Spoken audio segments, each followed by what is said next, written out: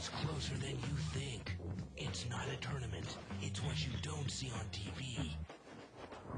The cash is real. The stakes are high. They bet big. They win big. They lose big. High stakes live action poker.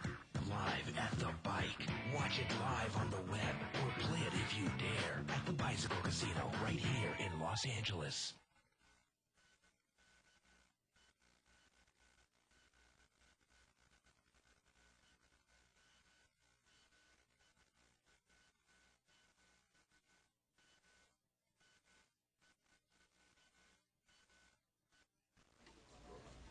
Hello, everyone, and welcome to Live at the Bike, brought to you by the Bicycle Casino in Los Angeles, California, the first and only webcast of real action cash game poker. My name is Bart Hanson. I'm here with Dave Tuckman. Tonight we're going to be doing another $500 no-limit game, Dave.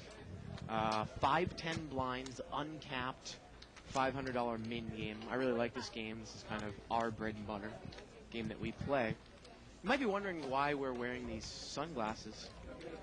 Cheryl, who was on the show, she had a birthday party on the show last week, gave these nice gifts as a present. These glasses, she said it might allow me to, after she saw me play on Friday, will allow me to catch some more ladies. She thinks I need a new pair of sunglasses. I don't know why she gave them to you, though. But I think she just likes me. Purple is your color. She also made us some bluffing shoes. Yeah, how cool are those? Right here. These are those are just so cool. Bluffing shoes. So I'm gonna wear them. We're gonna probably refer to these anytime someone is bluffing. I'm gonna.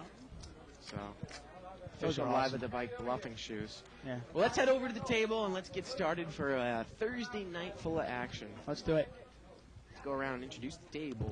Yeah. Seat number 1, we've got Raheem. And yeah, that's Raheem. Seat number 2, we got Mark.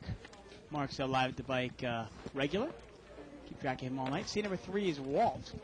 Walt hasn't been on the show in quite a while. He was kind of a mainstay of the show early on in its inception. Seat number 4, we've got Philly Al Barberi, former professional baseball player. This guy actually finished with a .333 career batting average. Yeah, 1 for 3. You wonder if he's going to go to the Hall of Fame for that. And there he is, Philly Al, big-time tournament player. Seat number 5, talk about big-time tournament player. There's Timmy, and she actually came in 5th place in last night's LA Poker. What are we playing right America now? Poker Classic. America Poker Classic, thank you. Yeah. She came in 5th place last night. Seat number 6, we've got Tyler. And He's been on the show before. Yeah, real solid player, good guy. I actually saw him in Vegas, and while I was there with my buddies, and he was playing down there. Real solid player. I like his game. Seat number 7, we've got Tony. And I think he's new to the game. Yeah. Seat number 8, we've got Olivier, or Oliver. And he's played big on the show before. He's played 25-50. Pretty solid. Play pretty much any game, I guess. Seat number 9, we've got... There he is. Mr. Roeder. Rooter. Robert Roeder. Yep. And keep track of this all night. So again, $500 buy-in, min buy-in, 5-10 blinds. Yellow chips are $5 chips. Purples are 25s and whites are 100s. First hand of the night here, buttons over in seat 1. As always, you can email us at liveatthebike.com. Follow a live thread over on 2+2. 2plus2.com spelled out. Click on forums, tournament poker, world poker tour, etc. Official Live the Bike thread for, what is it, May 25th today? Yeah, May 25th. It is May 25th already. Wow. Time flies. And you're going to New York this weekend. We'll miss you on Monday. Right. I'll be here tomorrow, though. So I got limped around here, and Walter, who plays a pretty tight game, he's going to make it 60 more here out of the big blind with ace-king. I don't mind the raise. I don't necessarily know if the raise is all that much, though. I might have raised a little more with like 8 limpers, Dave. He's going to get called here by Oliver, who's got a dominated king-jack.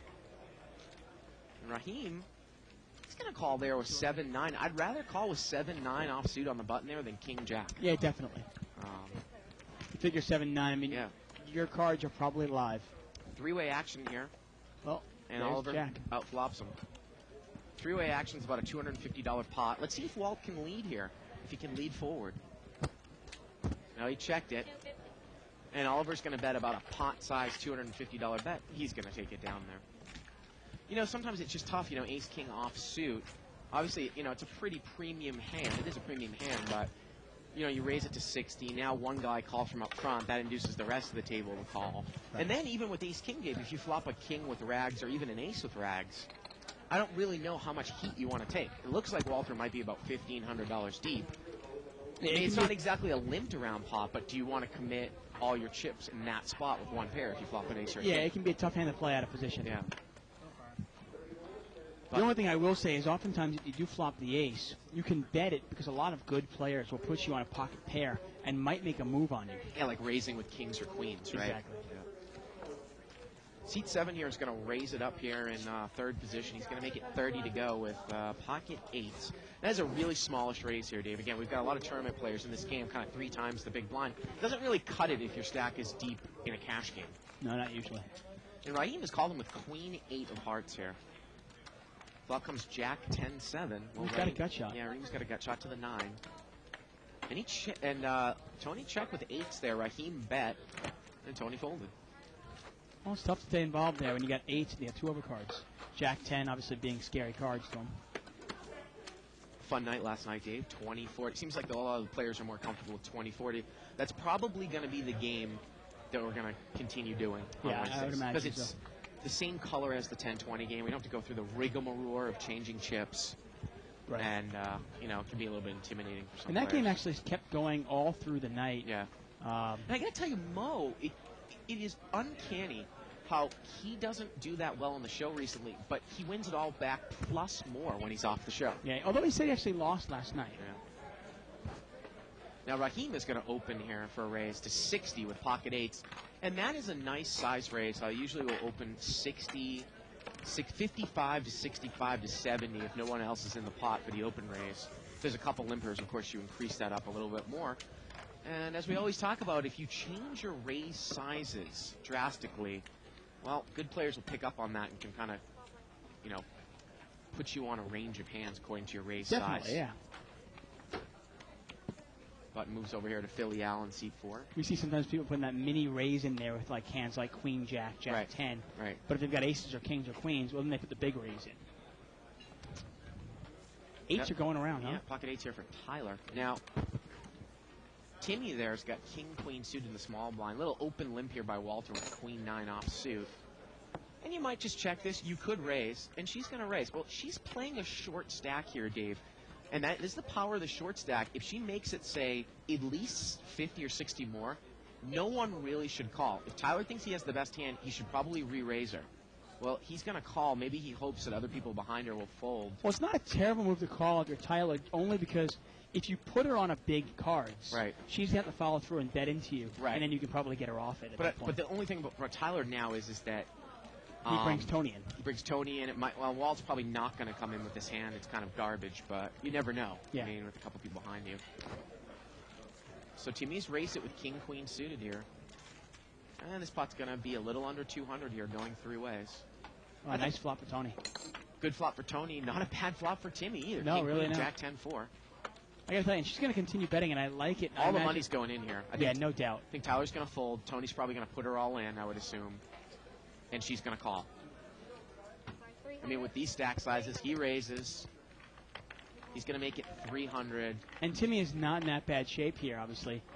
She can catch an ace Yeah, and she's going to make the call here. or a 9. She can catch running spades or running 2-pair running trips as well. Tony probably thinks he's ahead. He probably puts her on a pocket pair, but he is ahead, but not by that much. Now she picks up spades on the river. The turn, and the river's a 10, and Tony fills up. She missed. And that is an easy call there with the pot odds and the stack Oh, of size. course, yeah. She's not going to go anywhere there with king, queen of spades. I'm going to tell you, Dave, before the show, we kind of filmed that first video blog that I was talking about. I think it went pretty well. You can look for that. I'm not exactly sure when it's going to be on the website, but we went over 2 hands that I played over the last couple weeks. And hopefully we're going to do that at least once a week, about a little 15-minute segment. Kinda Yeah, interesting. exactly. And we'll take the hands that you play or hands that I play. And even more importantly, what I'm really looking forward to is our viewers can email us their favorite hands that really kind of confuse them, and we can go through it Yeah. and really kind of dissect somebody's hand. And I think, is she done or is she coming back? She is done. Wow, that was quick. Well, she played it like a, no rebuy tournament. Quickly out.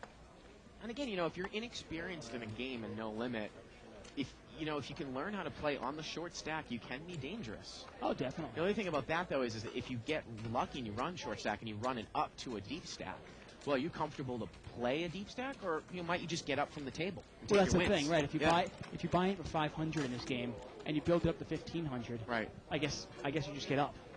If you're not comfortable playing Yeah. deep, yeah. And that's not even that deep Yeah, no. in this game. Now, looks like Robert made a raise here with Mark made a raise with ace 10 of diamonds, and he gets called by ace king and ace jack. Now, if everybody misses here, you wonder if Mark can bet here, but he's actually outflopped everybody. He's caught the 10. It's about a $200 pot, or maybe a $150 pot, and he's going to bet 75. Well, maybe the pot's a little smaller than that. Maybe a $125 bet. He bets 75. And Tony's going to call here with overs and a gut shot. A lot of times we see people do this. I don't know if that's a great flop for ace king here, Dave. No, it's You're really not not. I that mean, deep. the king is good. Yeah. You've got to realize there's a good chance your king's not good. There's a good chance your ace is not good. Turns a 5. Now, obviously, he knows a jack is good. Now, it's interesting to see how Mark is going to play this. Is he going to bet again here with ace 10? No, he goes check, check. Now, the river's a 5. Now, is ace king going to come out and bluff? Now, he checks it, and Mark is probably going to be content to check behind here. Mark takes down a nice pot there. Once again, we're live at the bike. I'm David Tuckman here with Bart Hansen. You're watching No Limit Hold'em. Blinds are 5 and 10 tonight. This is an unrestricted buy-in game, but the minimum buy-in is 500. And as I'm doing this, Dave, on the computer, we had our first email here from KMA, Kevin. And I'm going to drag this email over to the desktop. And I'm going to make a little folder with everybody's. Again, you can send us kind of long emails with complete hands. And we're not going to be able to get a chance to read them on the show, but somebody, hopefully you or I, will be able to look through them all and possibly pick the best ones out for that Yeah, exactly. video blog. You can send us an email at any time, not just during the show, obviously. Raise here by seat number 1. He's going to make it 60 to go. He's got king, queen of clubs. Philly Al has got ace, king offsuit, and he is just going to call. You know, I was wondering if he might re-raise there. He is a kind of a tournament specialist, Dave. He likes to see flops, though, sometimes. He's been known. I know he's smooth called my raises pre-flop with queens Yeah. before, so. And Robert Roeder's going to come in here in the small blind with 6-7 of clubs from up front. Tough hand to play out of position. He makes the call. I don't think Raheem is really all that deep, though. That's the only thing here, you know. We're going to see three-way action here. It's about a $200 pot. Well, he outflops him. Yeah, Raheem was dominated, and he hits his top pair. Now, is Al just going to get away from it here? He does. Oh, there you go. Nice. Not a bad way to play ace-king there for Al. No, not at all. Yeah. That's fine. Yeah. Didn't hit anything, gets out of it. Mark is going to move over to seat number 5. I mean, you got to have a lot of respect for Philly Al's game. He's really been running hot. A lot of high finishes. Recently. He's really been on a tournament tear, Dave. Oh, the last 6 months, he's on fire. And he's really good at limit tournaments, too. isn't Yeah. he? Yeah. Well, his style really lends to it. He has no fear of getting knocked out early. Yeah. He's there to come in first place or second place. He's not looking to make the money. And he has a good sense of who is trying to make the money. You know, who's just trying to sit in there. Pocket aces here for Raheem now. See if he can win 2 hands in a row. He's in the big blind, and it's going to get limped around, and he's going to raise. And he makes it 100. You know, it's interesting. When you were trying to find out an amount to raise here out of the blind, I think you look at your stack size. And let's say that Raheem has maybe, what, 600 or 700 in front of him there-ish? Yeah, I mean, I think a little bit less, but yeah, somewhere around there. I think that I can make it 75, 80 to 100, and I'm comfortable if somebody calls me because they're really not getting the odds to call me, Right. even if they break me with a pocket pair. Right, and Because they shouldn't make you that are call. committing yourself with aces. Right, right. I mean, regardless of what the flop comes out, pretty much you're committing yourself here. And what is Oliver has pulled the limp re-raise all in with pocket fours. I guess maybe he thinks there's enough dead money, and if Raheem is just raising with high cards, he's in a coin flip. But the problem with this is that at best it's a coin flip. Well, Raheem could lay down. There could be fold equity if Raheem has ace queen or ace jack, right? Yeah, I guess. Do you buy it though? Do you buy it though? The limp and the cutoff with a big hand. 10, 7, 9 here, a couple clubs. All we need a 4 and only a 4. There we go. Not going to happen. And Raheem doubles up.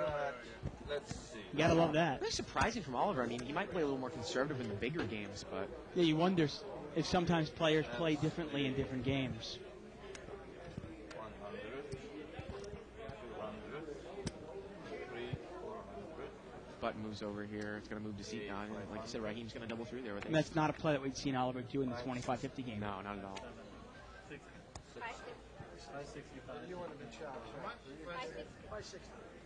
560 more. That spot's going to be over $1,000. Yeah. And he had 660 to start that hand deal. Okay.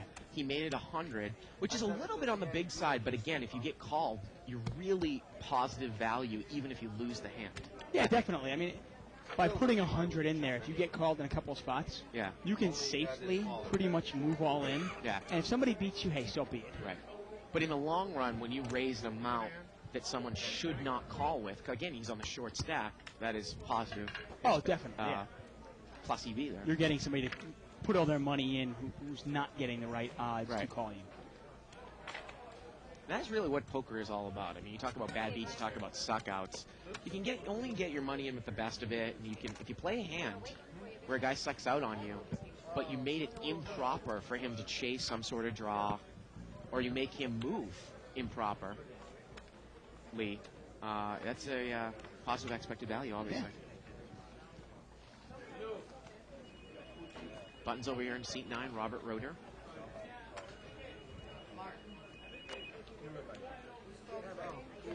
Sorry. I forgot. Yes, I will. I'm sorry. Getting it folded around here to Bobby Roeder here in seat 9. Yep. Are they going to play or are they chopping it up? Well, it looks like Raheem's going to race. Oh, I guess they play then. Yeah. And Raheem's got, this time he's got 9-4 of spades. Talking about, Walt says, you don't chop? And we see one king. Well, he's got king 7 off suit, and I imagine he's throwing that away, and he does. Nobody answered the job. He said he doesn't chop. Did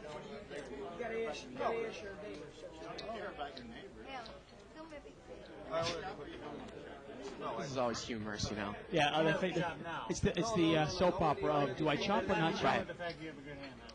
Pardon me? Doesn't have anything to do with the fact you have a good hand, though. Not in this case, Walter. I asked a gentleman to chop. He said no. Somebody asked him. You know what, Walter? You know, fine. I mean, Dave and I don't chop, but you just don't chop with the guy. You got position on him, right? Yeah, I don't mind that at all. I mean, how about, okay, I'll chop with Al to my left, but the guy I have position on, he doesn't chop. That's fine with me, right? That's actually the perfect situation. Right.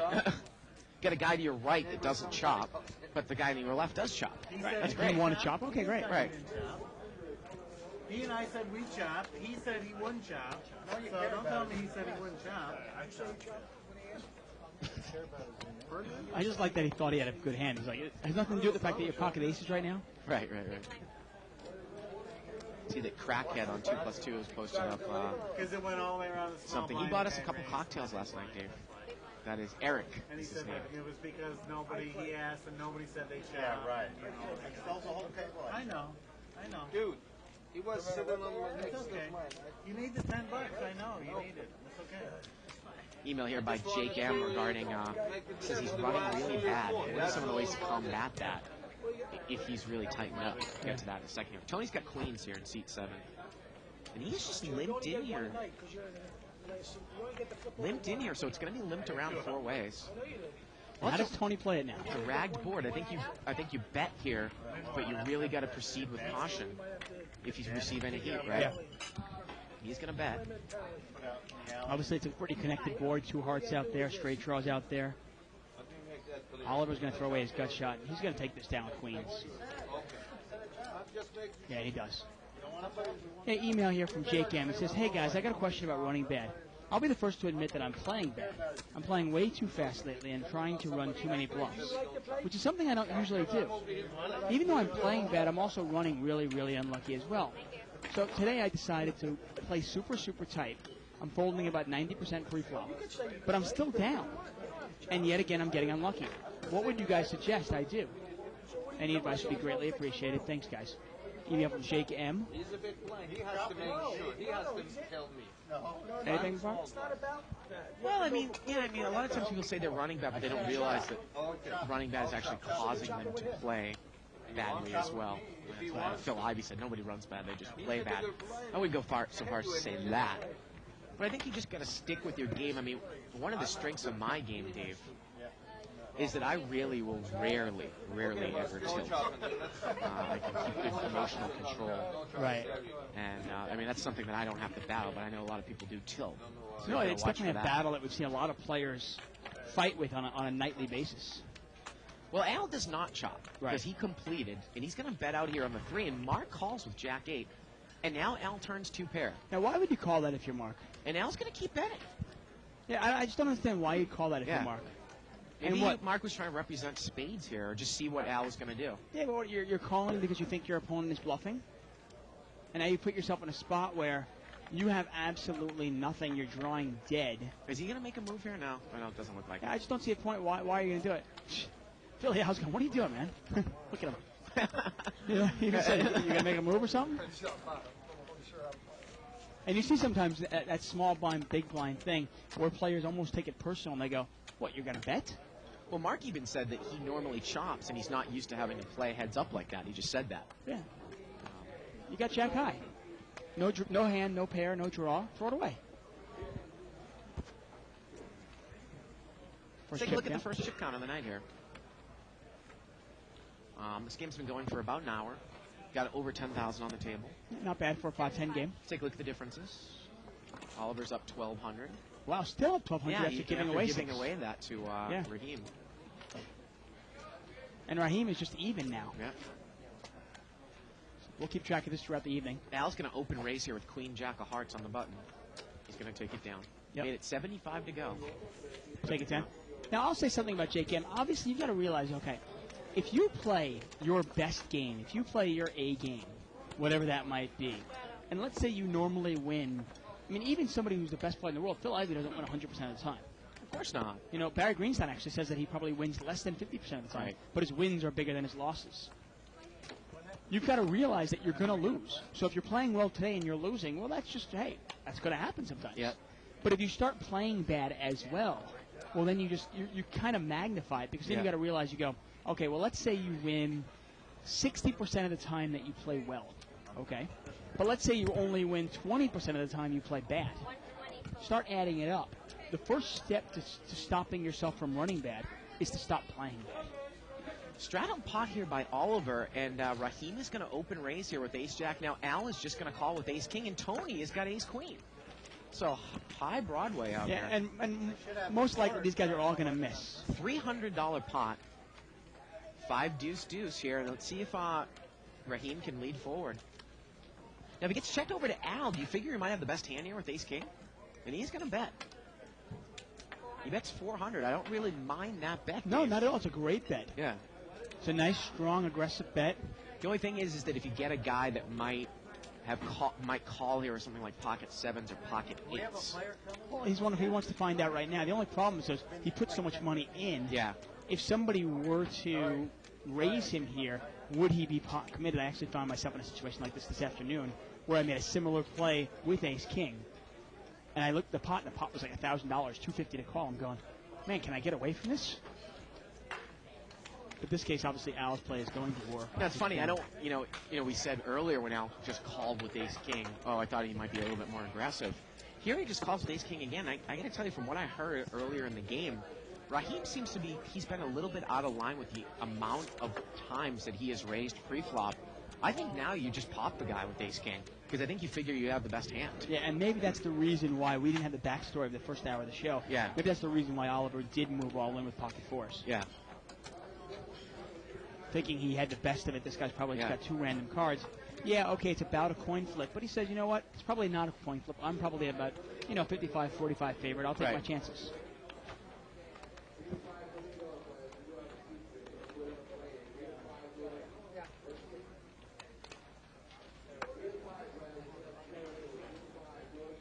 And I've got a feeling. I've got a feeling we're going to see Chris Gregorian in seat number 2. We're going to get the Armenian Express. So now we got 2 of the 3 people that have a fan at the table at the same time.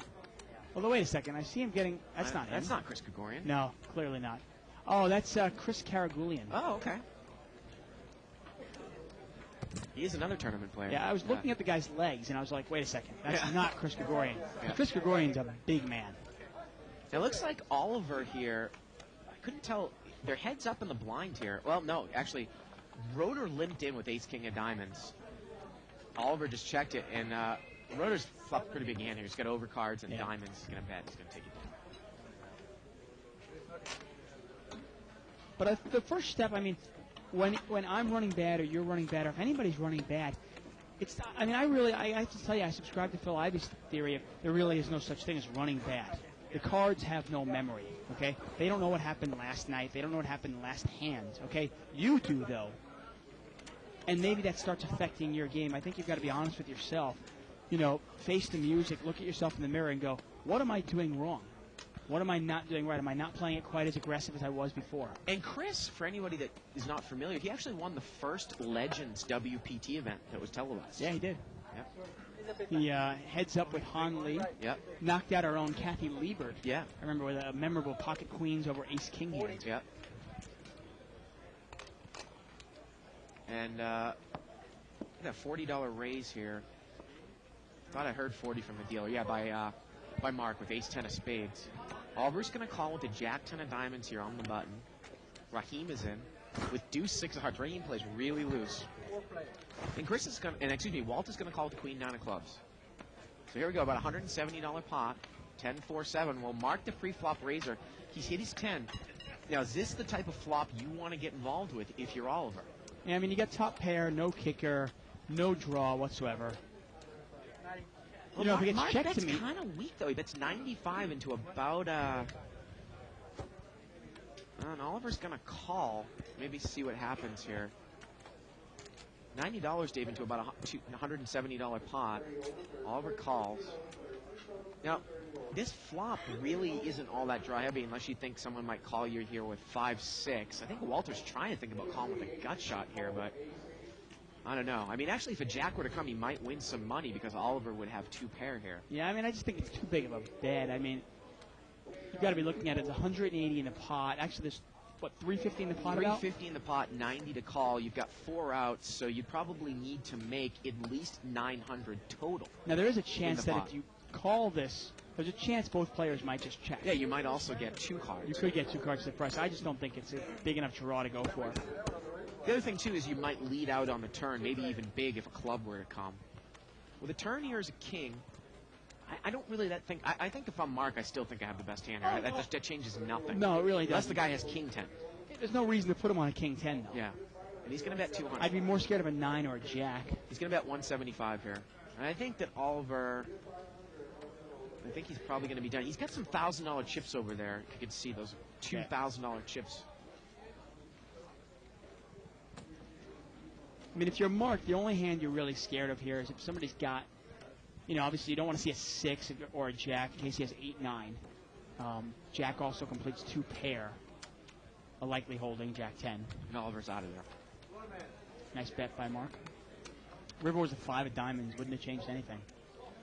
And Mark takes it down. Yep. Once again, if you want to email us, we like to keep the show interactive.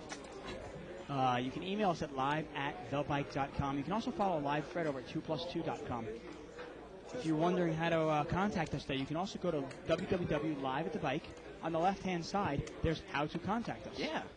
Click on it. Button's going to move over here to Raid.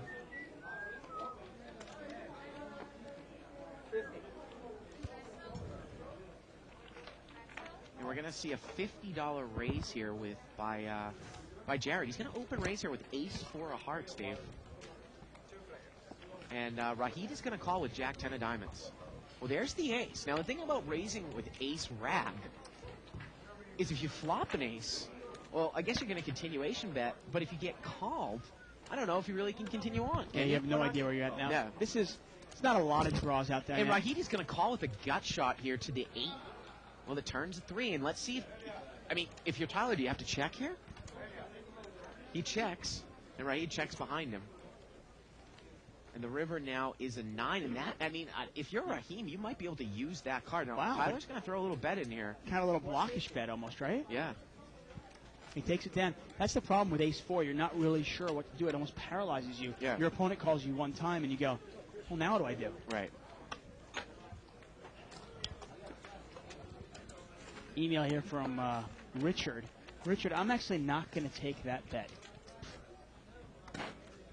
Richard offered me a little prop bet. You are the gambling type, right? Not really. We were going to play the pair game with Trish, but then she left last night. I'll do that. I mean, I'll mess around like that. I don't consider myself much of a gambler. I actually kind of make What are you talking calculated. about? When you go in golf, you're like, we got to put money on it to make it interesting. That's because I think I'm a better golfer than. I put money where I think I'm going to win money. Oh, I see. Limped around here 4 ways. Ace 4-5 here. Well, Philly Al's got an ace. He's from up front. Gonna throw a little bet out here. He's gonna bet 40. Mark's got a little gut shot wheel draw. He's out of there. Tony has missed. We should get it done. And Raheem is gonna raise with King 5 here, Dave. Well, little do I know. And I don't know if Al's gonna continue on, but Al immediately calls him. Yeah, well, you know what? $150 raise, and Al immediately calls. And the turn's a deuce, and Al's got aces up. Now, how does Al going to play it? And it goes check, check, and the river now is a jack. And Al checked it again. Wow. I don't know if he He was trying to get out. He was clearly trying to induce a bluff there. I was going to say, by him calling there so quickly on the flop, I think he 100% knew he had the best hand. And when it went check, check on the turn, I think maybe he checked the river just thinking that Raheem was just on a pure bluff. Yeah. And he was going to try to bluff at it on the river again. I mean, according to what we heard, obviously, I guess Raheem's really been getting out of line, like you said. Yeah. Button moves over to seat number 4. I'll always take a calculated gamble where I think I'm getting the better of it. Yeah. I got to last longer between Jay Siegel and Allen. I'll take Jay Siegel every day. Although you're taking the worst of it, though, right So now. far I am, but I'll take that And then I every heard that day Jay of the Siegel week. won the table last night, but I don't think you had to last longer with him. Of course not. And Raheem is going to raise again. He's going to make it 60 to go here with Jack 10 off suit. And he's going to take it down.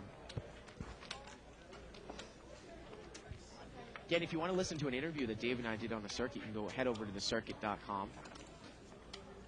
And now I have word that if you go over to our commentators at liveatthebike.com, you can go through that to get to the circuit interview. And then I did a brief interview with guys on sports radio in Vancouver, Rounders the Poker Show. Check that out as well. Cool. Sounds great. Yeah.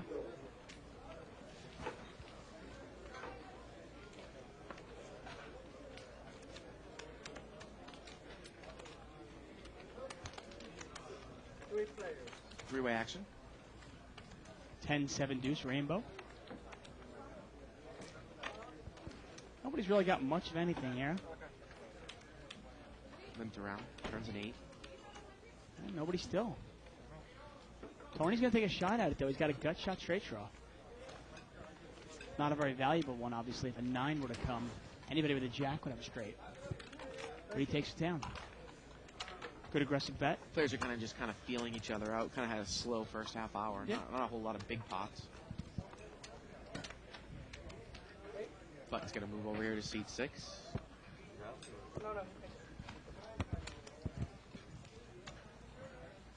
King Queen suited here for Philly Al in seat 4, Dave. Now Raheem's got Queen Jack offsuit in seat 1. Is he going to raise it up again? He does. I think this is an easy call here for Philly Al. He makes the call, and he's got him dominated.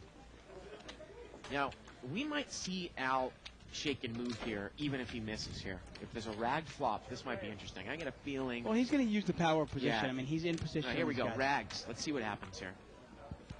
How about this? Raheem's going to check. And Al just checks right behind him. Turns a deuce. And if he checks, I think Al's going to bet now. I don't think he's going to let it go through when he checks Yeah, twice. he does. That's $100. Yeah.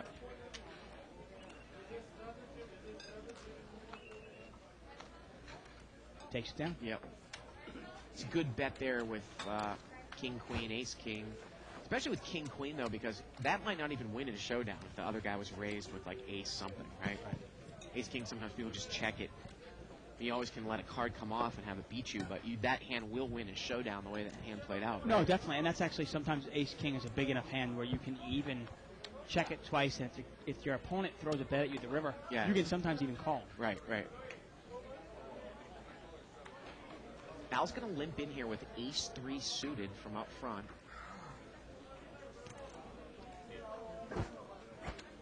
Limped around here, 3 ways. Well, Al's got the nut flush draw here. Now Oliver's open-ended with Jack-4. Raheem has got a pair of 6s.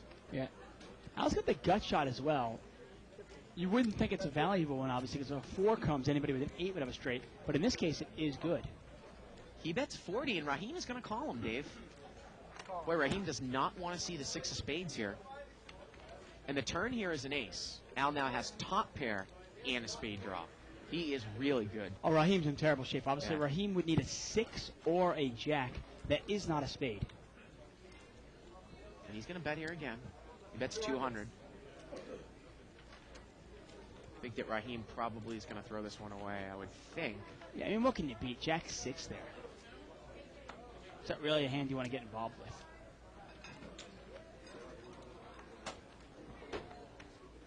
And he's going to get rid of it. Take it down, Al. And Al's having a nice start to the show. I mean, sometimes when you're running bad also, I think it's a matter of confidence. And I got to tell you, I mean, I think like anything in life, if you're confident, you are that much better at it. We've seen times, actually, I mean, I'll just throw something at you. We've seen people come into our booth and kind of be a little intimidated and a little pulled back, and they're almost scared, and they're not as, free. And you try to tell them, just relax, have a good time in here. It's no big deal.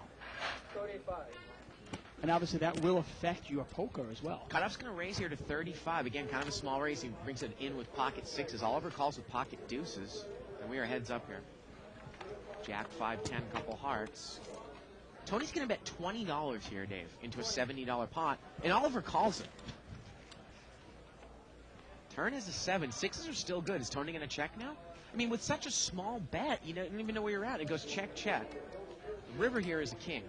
And if he checks here, I think Oliver's going to bet this river. If Tony checks here, wouldn't you with pocket deuces? No, guess not. Not much you can beat except like ace 9, Yeah. right? I mean, you try to think of a hand you can beat ace 9, ace 8, queen rag, I mean, something like that. So I got to tell you, this is really cool too. Cheryl, the birthday girl from last week, actually gave us a CD of the funniest 911 calls. Now, remember, she's a dispatcher for the California Highway Patrol, I think, right? Yeah. Well, actually, no, just California Police. So she gets a lot of 911 calls, obviously, that's what she does. And she gave us the CD of the funniest ones, and I cannot wait to listen to it.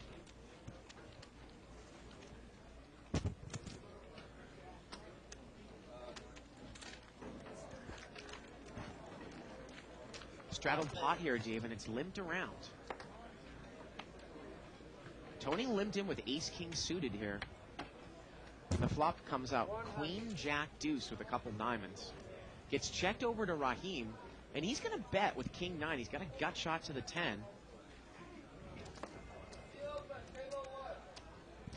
And Tony is going to check call here with ace-king. Now the question is, can Raheem fire again? But if a 10 comes, Tony's got the nut straight. So that's a real, and actually Raheem is open-ended with king 9, and he's going to bet 200 now. He's got the, yeah, he's not open-ended, excuse me. He does have the gut shot to the 10. Huge reversed implied odds. And Raheem is going to take it down. Of course, we are on a 10-minute delay, and I don't like to set this precedent.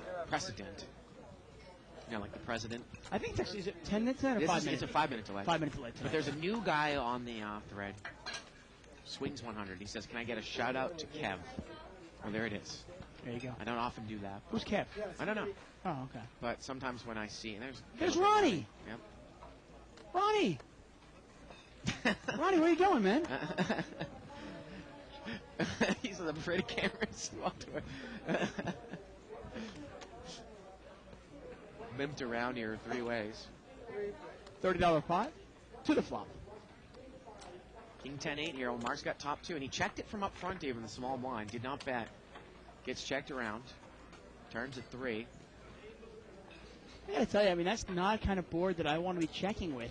You've got to realize, if any card between, say, 7 and ace come off, you've got to be scared somebody has a straight. Well, it was limped around, and I'll throw something out at you.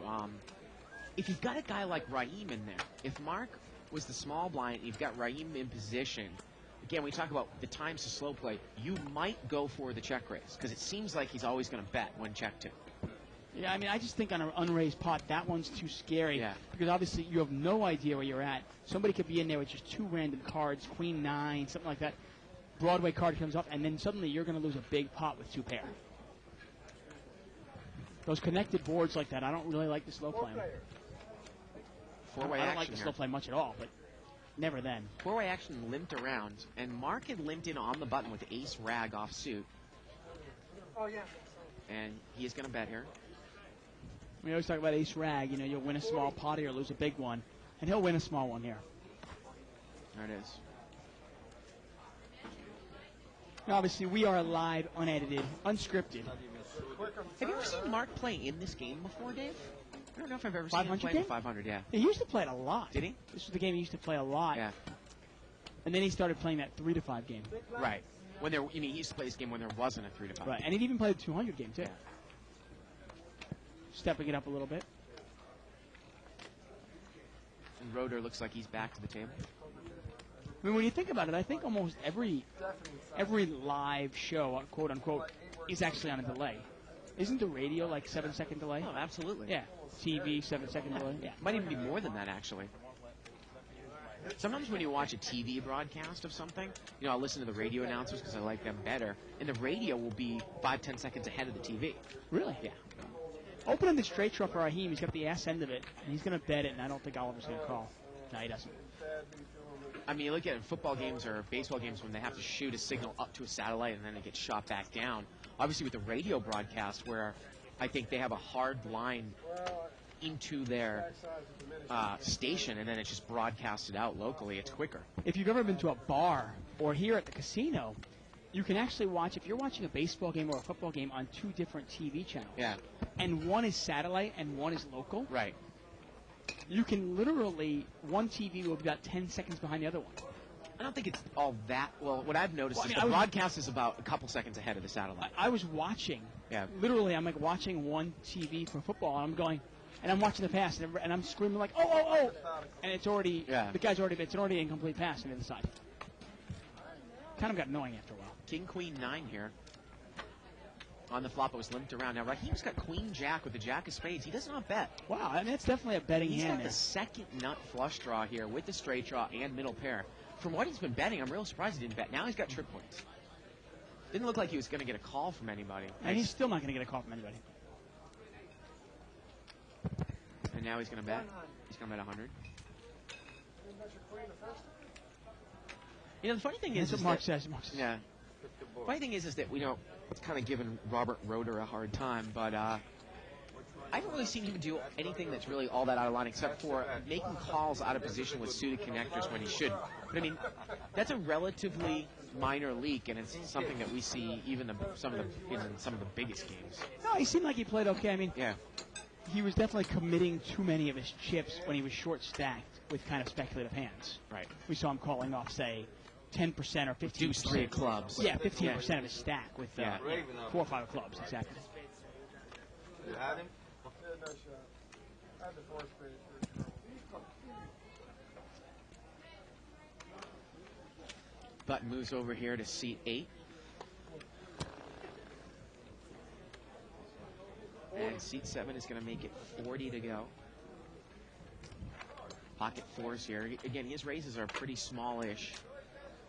Now, ace-7 of diamonds, well, Roeder's going to call here. Again, you've got to be pretty deep. The other guy's got to be really deep, and it has to come out just right to make money. I like Al's hand really the best here out of these 4 hands. Here we go. Well, Al's got top pair here. He's got a straight draw. How do you know that, man? How did you know? You knew it. Amazing. That's uncanny. Now, is Robert Roeder going to get involved? Is he going to make the check call here with ace-7? Second pair, Backdoor diamonds? overcard kicker, backdoor diamonds. Al's bet pretty big. He's bet 200. He's not going to get involved. But Wow. Raheem is going to get involved. He calls with ace-5, and if an ace comes off here, and look at that, the turn is an ace, and he's made aces up, and he checks. And, wow, and Al's not going to take the And call. Al's I thought gonna bet maybe he again. would. He's going to bet 200. All in. And look at this. Raheem check raises all in. And sometimes that's why once in a while, that's why sometimes you want to take the free card. Yeah.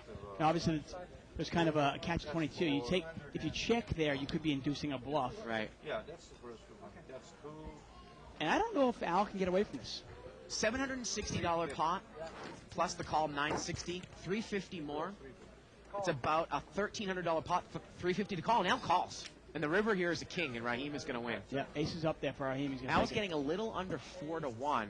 Now, if you put the guy on a minimum of 2 pair, I think you have to think that you only really have maybe 10 outs there, which would need to get about 4-1. Then there's also other hands. He might already have a straight. You could have a set where your 8 is not going to be good. Right. I don't know if I would call there with one card to come getting 4-1. It's tough. I mean, you probably have 8 true outs, obviously a straight. Right. But you can't think that 2 pair is good. You really can't think that trips are good even. And I got a little excited up there because I thought for second Roeder had called, because that would have actually given aces up to Roeder and to Raheem. Oh, wow, yeah. I mean, obviously Raheem called heads up. He definitely would have called if Roeder called in between, right? Oh, of course. And both players would have made aces up. Roeder would have won himself a big pot there. And it's funny, sometimes you look at it and you're like, say you have aces up in that situation and a guy check raises you all in. You got to really look at the skill level of the player. Thankful that I didn't get it somebody else. Oh, and Al's. No, I'm just telling you. Fucking grown man. Look, it's an asshole thing to say. I think Raheem said something to Al. That's how you play poker if you're a real man. You win gracefully and you lose gracefully. Well said. And you keep your fucking mouth shut. Zip it up. I just said it. I didn't just. Look, you're trying to jerk me off, and I don't really give a fuck. It's like we're in an episode of Sopranos. This is great. I know. I'm not going to say a word. 4 players. 4-way action here.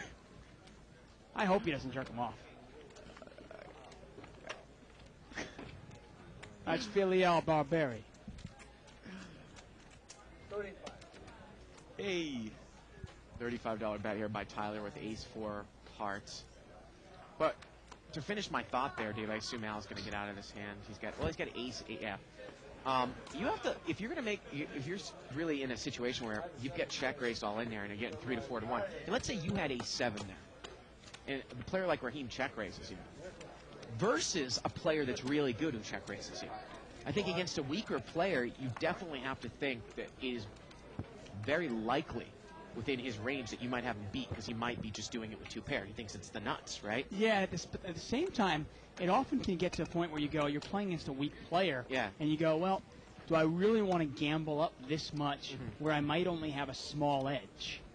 Where I can probably, against this weak player, get his chips easier later. I don't know. It's kind of an ongoing debate. Yeah, but I don't know if that hand would necessarily be if you have a small edge. If you think your 2 pair is better than his 2 pair, Oh, well, that's then not really a it's small edge. Of course not. Yeah. But if you start putting him on a range of hands, and you Right. go, well, maybe he's got a set 25% of the time, maybe he's got a straight 25% of the time, and 2 pair 50% of the time.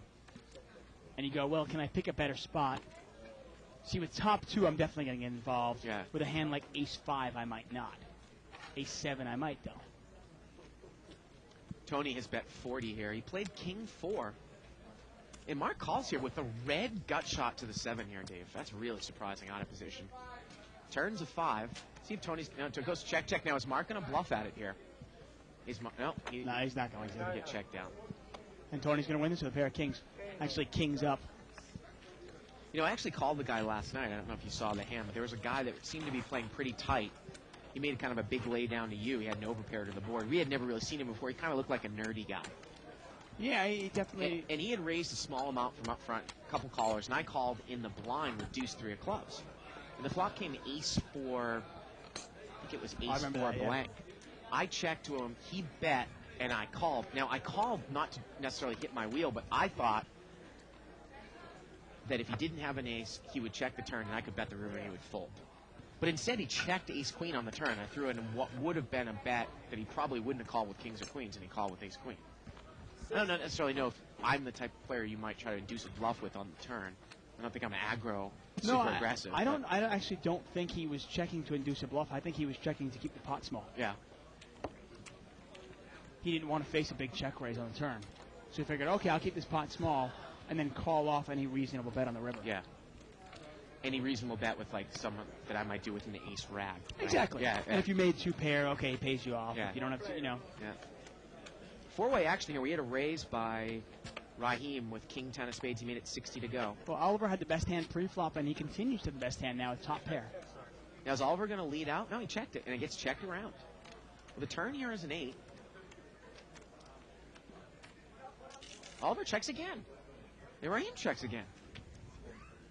And the river now is a 6, and now Oliver's got trip 6s. And he's going to throw a little bet out, I'm sure. And I don't think he's going to get called by anyone, is he? No, probably not. You can see all those Broadway cards are kind of shared. That's why usually the board came out all I mean, it's ragged. odd. I mean, you wouldn't put this guy in a 6, would you? Probably not. I mean, you'd have to almost put him on a steal. I mean, the way the hand played out, it's really strange. And again, against that guy, I mean, that specific guy, we'd only been watching him for an hour or two. He's definitely not the guy I'm going to go for a gut shot with because he's not going to pay me a lot of money after I saw the laydown to you. But I just thought I could use that ace just to take the pot away. I was actually amazed. I mean, this guy, anybody in question, the hand, I had raised in late position, and he called in the big blind with pocket queens, and we were heads up. The flop came out 7-3 deuce, Right. 2 diamonds. He checked. I bet the pot. Yeah. He raised the pot. I thought about it for about 30 seconds, and then I smooth called him. Right. On the turn, a 9 of spades came out, so the board is now 9-7-3 deuce. Yeah. He checks to me with his queens. I move in for about the pot, actually, maybe a little bit over the pot, which is pretty much the pot, and he threw away queens face up. Oliver is raised to 40 here from up front with Jack 9 of clubs. Al calls 10-7 of diamonds. Tony's in there with king 9 in the blind. Oh, 8-3-7. Al's got a piece of it. Oliver's got overcards and a gut shot. He's going to lead forward. Now, is Al going to continue on here? Well, it's kind of a weak-ass bet here by Oliver. He bet 50 into a $120 bot. And Al called. Now, Al doesn't want to catch a 10 here because that gives Oliver the nut straight. Right. Well, the turn's a king, and I think if you're Oliver, you can really drive with the bet here. You've got clubs. It's a scare card. Yeah. I mean, I like the bet here. First of all, you've got the fold equity. But now, Al instantly calls. But now Oliver's named his price for the draw, and he can catch a lot of cards. Not that one, though. Nope. Check. Well, Al's not going to bet it. And Al checks right behind him. Well, he's going to take down a pretty big pot there with just a pair of I sevens. mean, but the thing about that hand, though, is I guess you can call it kind of a blockish at stop bet on the turn. But if I bet that flop and Al calls, unless Al has a monster that he's slow playing and the turn comes king, the pot now, Dave, is about $200. I would rather use that king as a semi-bluff card. I'm not going to bet 100. I might bet more, try to get him off the hand. The problem is, why would I put you on a king there?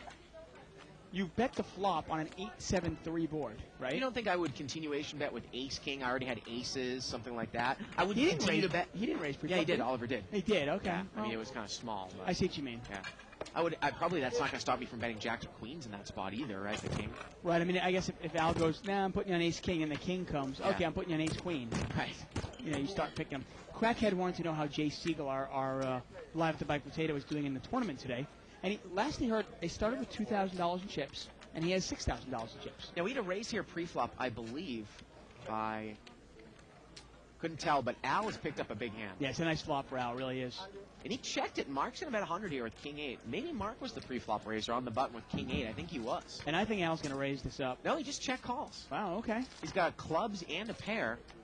Well, the turn's a 9. He's picked up a straight draw now as well. Tony is He out can of the catch hand. an 8, a 10, or a 7. There it is. Check, check on the turn. And now Al's got a straight. A lot of cards that Al could have picked up there, obviously. An 8, a 10, a 7, a club. And now Al bets 200 here. And Mark really needs to just throw this away. Well, I think Mark's trying to run through and kind of, maybe manufacture maybe busted clubs. Well, you know what, though? If you're going to play it that soft, remember, Mark checked the turn. Now, if Mark had bet the turn, it'd be a little different. But once you check the turn, you're giving him a free card. You've induced this bluff, but at the same time, your hand's not big enough to really call down, I don't think. Okay. And another Jay Siegel update. He had $6,000 and 6,000 chips, and now he's got none. He's out. Yeah, of course it's a bad beat. Does anybody ever come out of a tournament and go, Yeah, I got my money in with the worst of it. I never hear anybody say that. Everybody always comes out and goes, I couldn't believe it. The guy called me with this. How do you call with that? Just once, I'd love somebody to come out and say, I got my money in with the worst of it. Mark raced it here to 40. He got called in 2 spots. Gets checked to him, all hearts, and he does not bet. Turns 3. And Oliver has the best hand. Actually, Al's got the best hand with 10-5 of clubs. And now Al's going to throw a little bet out here. I don't mind. He's it going at to all. take it down. He bets 100. Billy Al obviously playing fearless here. I don't know if Oliver's kind of played this hand. Yeah, he's going to move off. Email here from Adrian Beloso. Yeah. Go ahead, I'm sorry. Says, does the jackpot apply at the live at the bike table? Has it ever been hit? Yes. Yes It and does. yes. Yes and yes. It's actually been hit once on the show, right? And once when we were in Table Talk like a year ago, right? I think 3016, something like that. It also hit right after the show one day. We had Johnny Chan and Barry Greenstein at the table, and they hit the jackpot. And you can imagine those two. They're playing for thousands and thousands of dollars, and they hit a jackpot. And I believe Johnny Chan actually lost more money in the hand than he won in the jackpot. Button moves over to seat number 7. And I believe he limped in, and we're going to see this 3 ways. $30 pot. Ace, Queen, 3. Robert's got the best hand here with Queen 6. But they're going to check it over to Tony, and Tony's going to bet his gut shot. He's got Jack 10. Oliver calls the gut shot, and Robert throws it away. Deuce on the turn. Changes nothing. And King High is good here. Yep, King is going to win it there. And look, Oliver goes, I got nothing. Well, your nothing is bigger than his nothing. 3-part question here from Adam on the email. He says, I'd be interested to hear how you rate this table through like the Tuckman ratings. I can't take credit for this. Somebody else told me that rating system. He said +4? Question mark. We'll get to that in a second. He said, on many of the older broadcasts in the archives, you mentioned a Howard letter or DVD. Is that still available? Now that we moved our archive service over to a different page, that is no longer on the archives. But I got to tell you, with the improvements that we've made on the archives, I think I like the new archives better. Oh, it's not even close. The Howard letter or DVD, and while it was good at the same point, it's a little bit outdated at this point. I mean, I think if you really want to watch the show, check out Barry Greenstein's episodes. 5-way action here, limped around.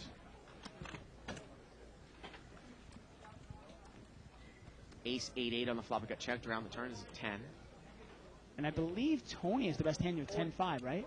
Well, yeah, Walt has got a big draw, though. He's open-ended with a flush draw. Now, can Tony, would you call here a 10-5 to Walter's bet here from up front? See, the problem is Walter could have a 10, and basically you're calling the chop. He could have a weak ace as well. Yeah. And the river now is an ace. And I think I bet here again. I don't put that guy in an ace in late position. I like the bet there, and he's going to take it down. Tony cannot call again. I think you put that guy specifically on a 10. Week 10, something like that, yeah. And then the third question from Adam, what's the latest with the video blog? Well, we said in the beginning of the show, we filmed the video blog today. Went pretty well. About a 15-minute thing, and that will be up on the website, I believe, at some point. Some point in the future. Yes. Here at Live at the Bike, we like to be as vague as possible. Well, I was waiting for a little birdie in my ear to tell me something, but I heard silence. So. Button's over here in Robert Roeder's hand.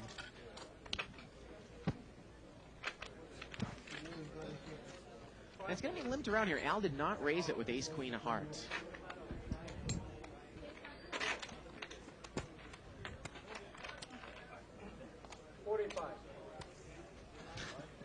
Great email here from Charles King. Yeah. $45 bet here by Tony. And Walt is going to check call with an open-ended straight draw here. Al gets away from the ace-queen. He played it slow pre-flop. Well, it's a rainbow board. I don't mind the call. Now, Walt has picked up extra outs here because he's got a pair now. Well, yeah, but now Tony's picked up a flush draw. And he bets 100. No reason, obviously, to put Tony on clubs. Yeah. And Walt is going to raise this up. Is he? Yeah, Walt's going to raise this up. He's going to do a little semi-bluff here. He's going to make it 350. He's going to try to represent, I'm assuming a straight, but you got to start thinking, how does the 5 complete a straight? Deuce 5 or 5-6? 5 does not complete a straight. I just don't buy that. And is Walt going to be in there with, say, 10-5? Now, it is... He is in the blind, so I guess he could be. I guess if this game gets any shorter, you or I should jump in the game. And wow, and you're going to get a call from Tony here. And can Walt follow through and bet one more time? I think if he bets one more time, I don't know if... No, it gets checked down. Yeah. Well, it's always tough when the guy calls you at Yeah. $300 there. You're not sure where he's at.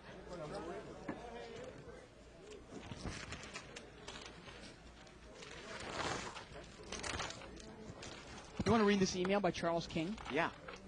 He says, doesn't it get annoying when people email and say, well, quote unquote, I'm turning pro next month. Then ask all this other shit about what they need to do to turn pro. Why don't you just tell them to shut the fuck up? Because if they don't know that, they obviously don't know what the fuck they're doing anyways. I'm just so sick of hearing about it on the show. There you go. Well, there's an approach, Charles. Yeah. You know, we're looking for an extra commentator here. And that kind of approach, I think we're looking for it. What do you think?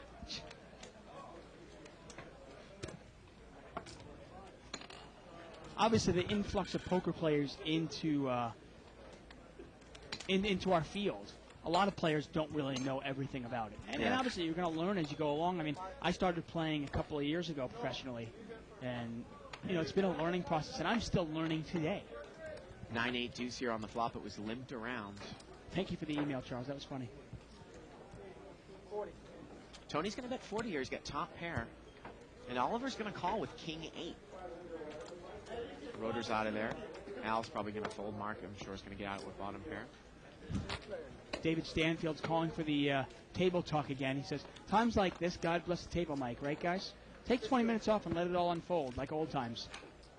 He apparently likes Philly Al. Well, Tony's checked here, and Oliver's going to put, I think that's like a little pot-controlling bet. He's probably betting here to check the river. I think that you can represent Jack-10 here, obviously. That is what a logical hand might be. The river's a 3, but I think Oliver bet there to check, and he does check behind. And Tony's going to win this. Yep. And if we knew Philly Al would continue, we would definitely just let him go. Now, how would you rate this table, Bart?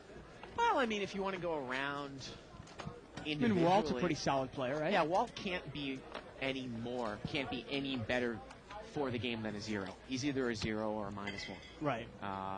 Philly Al, you know, normally I might say on some nights he might be a +2. He's really not done anything out of line. He might be a 0 or a +1. And like before, his confidence is obviously really at a high right now, the way he's been playing lately. So he might even be an even or a -1. Mark, he's a 0, probably. Even, maybe a +1 at the higher levels. And I don't mean to degrade the guy. I know he watches the show. I don't think Tyler. I think Tyler might be a -1. Yeah, pretty solid player. Seat 9 is raised here to 40. And he's hit a set 8s. Robert, he's got top set here with pocket 8s. Is he going to make a continuation bet? He does. You know, it's not a great table because you look at Oliver and Robert, and they can't be. None of those guys are probably +1s. They're either 0, anywhere from a -1 to a +1 on a given night. I mean, there's no real +2 at this table. That's for sure. No. You'd look at it and Tony, his game seems to be a little bit weak in seat 7. Right, yeah. Yeah. Again, I don't know if you'd be a +2. And look at this. Tyler makes the check calls. He's setting up a play here. Well, the turn is a 6. The turn is a 6, and it's a 3rd spade. And that is the worst possible card you could see if you're Rotor. And he is going to represent here. He's going to bet 150 here. And this is kind of a hand, the hand I had in the video blog. And Robert is going to call here. He has a set. And you wonder if Tyler can follow through. Although Tyler might be scared that, you might be betting right into the nut flush here. Yeah, definitely. And the river here is a deuce. It's always scared to bet into somebody when you have no idea where they're at. I mean, it takes a lot of courage to bet into somebody when the nuts are out there. And look who's coming into seat 2. Now, it would be much easier. Let's say Tyler had the ace of spades and the queen of hearts. And he's going to bet here, Dave. He's going to bet 350. And I think Rotor's going to make it. Yeah, he does make what the call. is pretty much just a call. Certainly can't raise it. And Tyler's going to show a bluff, or he's not even going to show. And he got caught with his, caught with his pants down there. Corporation Mike in the game. That'll liven up things a little bit. He's going to jump into seat number 2. 2 kings lost to 2 jacks. Now, I like what Tyler's trying to go for there, but I got to be honest, I would rather make that play if I had the ace of spades in my hand. Because then I know, we talk about it a lot of times in Omaha sometimes, where if you've got that nut card, it's really important because you know they can't. Right. And then you can represent. Same thing in Hold'em, obviously. If you have the ace of spades there, you can bet that, and you know your opponent does not have the absolute nuts. Well, Mike is definitely going to change the makeup of this game. I think he's going to really run over this table. Well, that's the funny thing is you gave all the ratings to all these players, right? Now, that's the ratings in this present lineup, right now. The way they're playing. Yeah. Well, now you add Corporation Mike to the game, and suddenly a bunch of these players that were +1 or even, let's say even, might become +1s because they might play it a little differently with Mike in the game. Look at this. Are you kidding me? I don't know if we can get a shot back here, but I think we're over the planter again. Oh. I love these shoes, man. I know. Love them. Was this here the whole time? It's coming out. It's a moving plant. It's like Seymour. I know.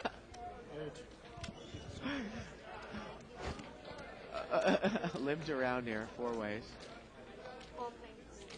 Queen 5-9. Well, Mike's got a spade draw. Now, Oliver's got top pair. Mike has posted from behind. He checked it with 4-8 of spades. And actually, Oliver's got top 2. He's going to bet 50. Mike quickly calls.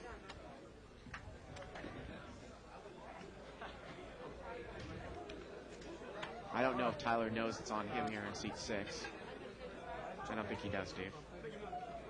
Tyler, it's on you, buddy. Do something. Yeah, he definitely doesn't know. Hello, hello. It's funny, it's not like it's... yeah, you wonder, once again. Yeah. Well, Oliver's got top 2 here, but again, Mike's got the flush draw. And this could be fireworks. If a spade comes in, a spade comes. And it goes check. And let's see what Mike is going to do here. Now, Oliver is familiar with Mike. Yeah. He definitely is. Mike could easily just represent a spade, even though he doesn't have spades. Definitely. Now, once again, that king also completed Jack 10, by the way. He bets 150 here.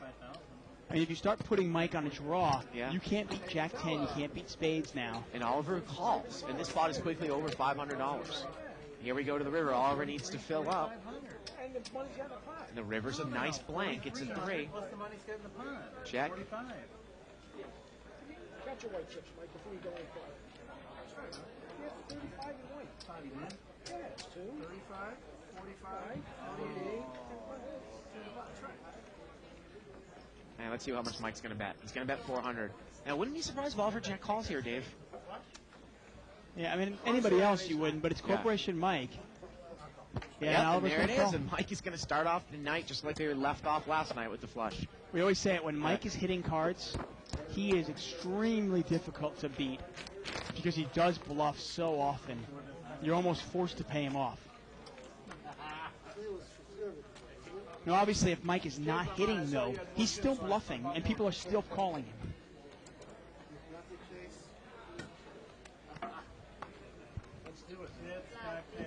Button's going to move over here to seat 6. And I think Mike is in for 5,000, Dave. Well, he's got this table covered by far, and he's really going to change the entire makeup of this game. I think Mike thrives in a game like this when obviously he can run it over. $15 to bring 5,000. I like that. How do you get on that list? It's weird, huh? Queen Jack offsuit here from Mark in seat 5. You don't sign anything? You don't know? How would this go right? Three-way action here. Jack 7-10 here. And look at this. Tony's got top pair and a club draw, and Oliver's got the nut club draw. Tony's going to come out and bet. And the Mark funny thing also is, has top pair. Tony has flopped a big hand, but he is in terrible shape because Mark is ahead of him. And Mark overcalls. And Oliver has the club draw. And Mark overcalls. And the turn's the case jack. Oh, my. Tony checks, gets checked over to Mark, and I think Tony thinks he's slow playing, but Mark's got the best hand here. You look at Tony's hand, it is an absolute monster hand. He's got 3 jacks with the flush draw, and he is almost drawing dead. Mark is going to bet here. He bets 90. And Mark's kicker will play. Now, the only thing that's going to save Tony is that this might get Oliver out. Now, is Tony playing it conservatively, or does he think he's slow playing it? You wonder. I mean, someone could have a jack, obviously. I mean, what did Mark overcall with? And Oliver overcalls the clubs. Oh, my. This is How unbelievable. about the queen of clubs in the river? That would be crazy. Queen of clubs. Come on, Go to the one river. time. Oh, the river's Oh, on wow. and Tony fills up with Jack 4, and he checked it. Oh, man. And no reason for Mark not to bet this. Yeah. And Mark is going to bet 200 here into about a $400 pot. And if you're Tony, I mean, the only hand you're really scared of is Jack 10, specifically Jack Yeah. 10. I mean, I think you've got to figure there are a lot of cards, hands out there you can beat. I think you have to raise this. No-brainer raise. And don't do one of those little mini raises. No, he's just going to call. Are you kidding me? He just called. He just called? He just called. Oh, it's sick. Wow. Now, obviously, there were a lot of cards. They Yeah. all said the 4 came to beat him, but there were other cards that Well, could have beat I him. guess that answers my question that if Tony was playing that a little bit conservatively, Dave. Because he just checked call the river. I have no problem with the check call on the river, but I mean the check call. But on the river, you fill up, and you're not going to put money in the pot. Yeah. What are you scared of? The only hand that beats you is Jack 7 Or Jack 10. or Jack 10. Well, you wouldn't put him on Jack 7 because he limped in voluntarily, right?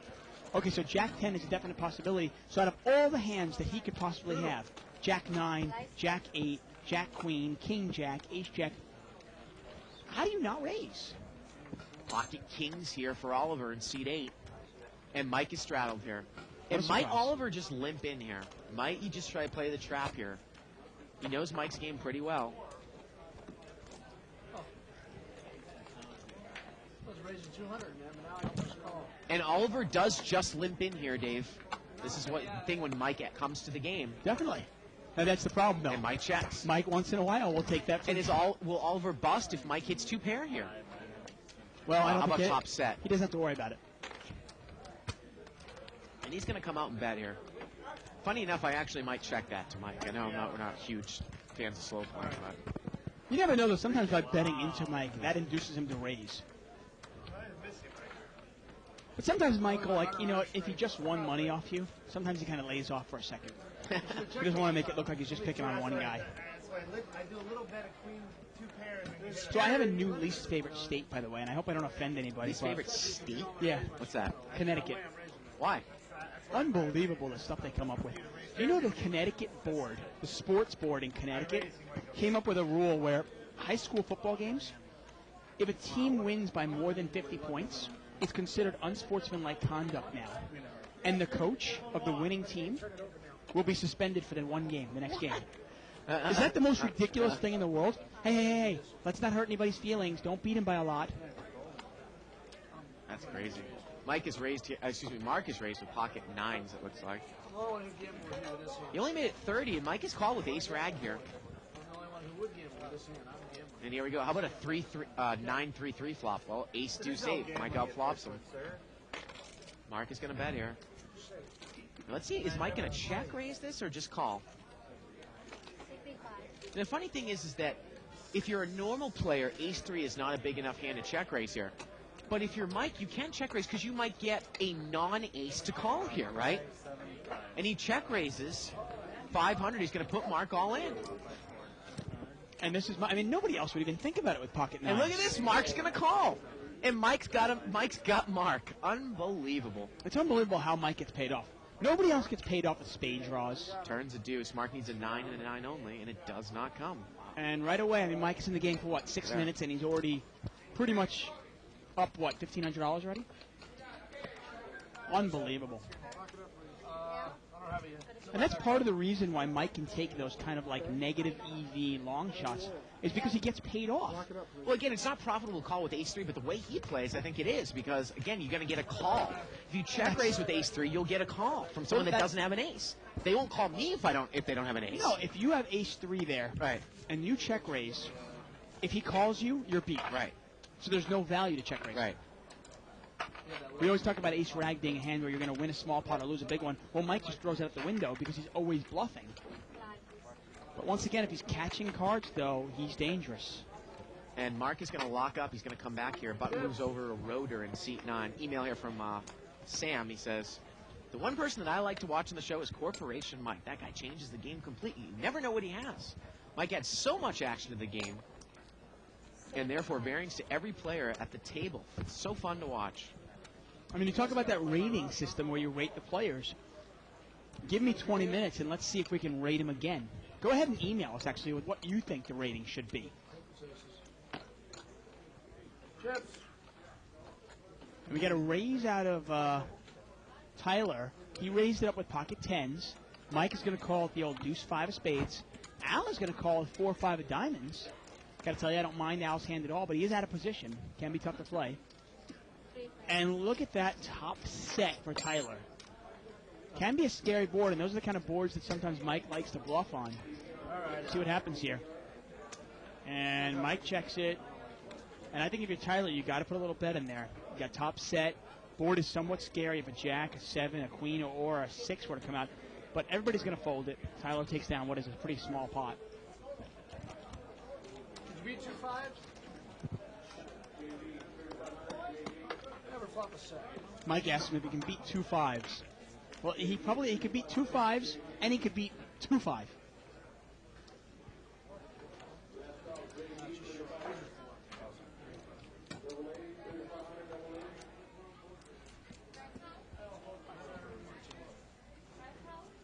But unbelievable. I couldn't believe it. I heard this on the radio today. If your high school football team wins by more than 50, your coach is going to be suspended a game. How do they come up with that? I mean, are you absolutely kidding me? So your team is up. Let's say your team's up like 42-0 at halftime, right? What are you going to do? What, are you just going to kneel on the ball for the whole second half? I mean, I don't understand that. And Mark is going to rebuy for what looks like probably $500, but we'll get word on that.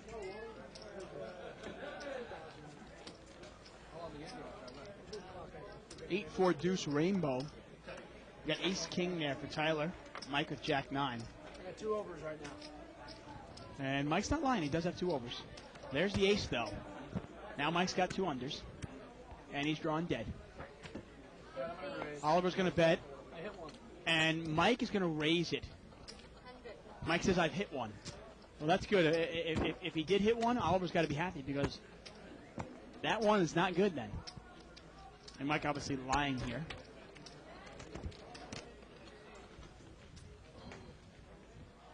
And I got to tell you, you might check this, induce a bluff. The odds of him having an ace are real slim because you've got 1. Call it. Yeah, and he said once you called, I knew you had something there. Mike's a bluffer, and he's an action player, but he's not stupid. He's a very smart guy. And some people can say, well, why don't you bet the ace-king? Well, what can you get called by, really? Mike didn't bet the flop. He raised on the turn trying to represent the ace. And now another ace comes out, which would mean that he has the case ace. I don't buy it. So I'm going to let him bluff at it. And you know what? If he does have the case ace, well, then he's going to bet anyway, and I can check raise him. The whole game. It was unbelievable. Ace-queen now for Oliver in seat number 8. Mike with a 10-9 offsuit. And seat 1 is still open. I'm kind of hankering to get back in there.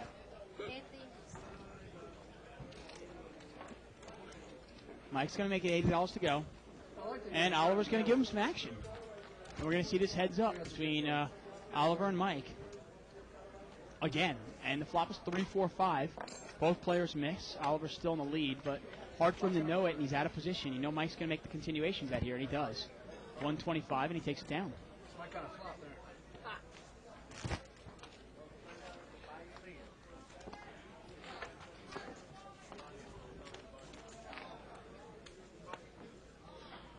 Maybe if one more player steps out of the game, I'll beg my producer to jump in. It's funny now, I actually didn't think the game was all that good before Mike got in there. Now that Mike gets in there, it really changes the whole dynamic of the game. And I'm not saying that not necessarily because I want to mix it up with Mike, but at the same time, he really changes how everybody else plays.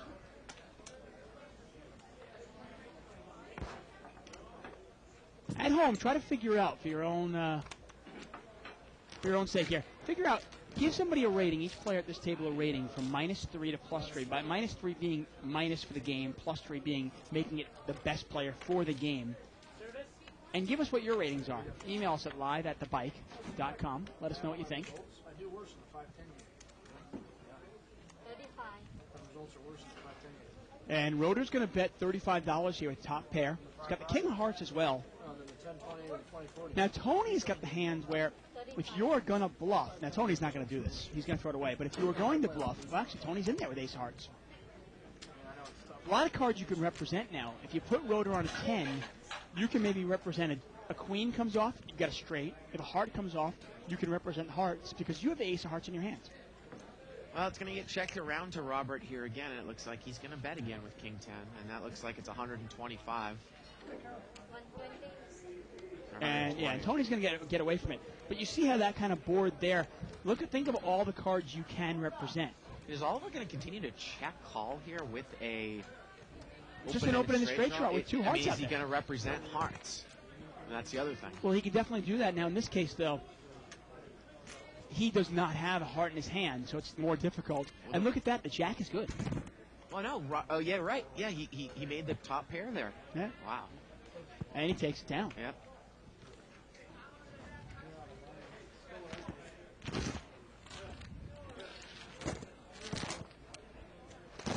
Once again, we're live at the bike. I'm David Tuckman here with Bart Hanson. You're watching No Limit Hold'em. Blinds are 5 and 10.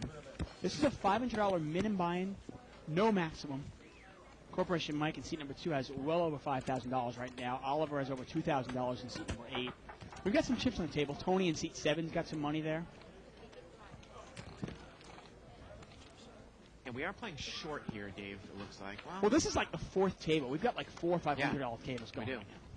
The action is crazy here right now because of the tournaments. Pocket 9s here for Robert Rotor. And he's going to raise it up here. He makes it 40, and that's kind of a smallish raise. Mike easily calls with 7-8 offsuit.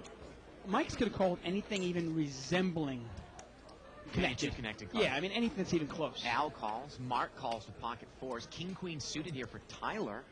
Well, it's not a terrible way to play it. Let me throw this at you. If you're going to play pocket 9s that way, right, you're playing it for a set, right? You're kind of naming your price to see the flop. 6-way action here. It's a $240 pot. And there's only 2 overs, actually 3 overs out there for Rotor. Queen 10-5 here with a couple spades. Now, Oliver's got a flush draw here. Tyler's picked up top pair, and Tyler's going to bet right out here. He bets 50. 150. Now, if you're ever Oliver, do you ever just throw 7-8 of spades away with 4 people behind you, Dave? I mean, he makes a quick call here. Yeah, I mean, it's a strong bet by Tyler. I mean, he's got King Queen. I mean, you almost might want to play that a little more cautious, but he throws money right in the pot. He wants to see where he's at. Well, I'm saying Oliver. I mean, you make the quick call there. I might just throw 7-8 of spades away there with 4 people hot behind me. It's a kind of a dryish, small flush draw. Yeah. Nothing else working. He's got kind of like a backdoor straight draw as well, but... Well, now that he's heads up, I get, you might figure, well, luckily for me, no one else is in there with the flush draw. This pot is over $500. Well, the turn's an ace. Now, can you represent the nut spade draw? I think you definitely can. It's just more difficult when you don't have it in your hands. Because how do you know Oliver isn't betting how do you know Tyler's not betting the nut spade draw? And he's going to take it down. Now, the other thing, too, that's interesting about that, Dave, is that if you just call there on the turn, right, and the river brings a blank, are you the type of player that will bet a low ace, the nut spade draw, on the river for value? And is the player you're playing against, does he identify you as the type of player that would just bet an ace there? Because if both those things, either one of those things are a no, you can't bluff the river there because he will call you with King Queen, I think, right? It's one of the reasons why value betting with your marginal hands gives a lot of value in different circumstances because it allows you to bluff more often.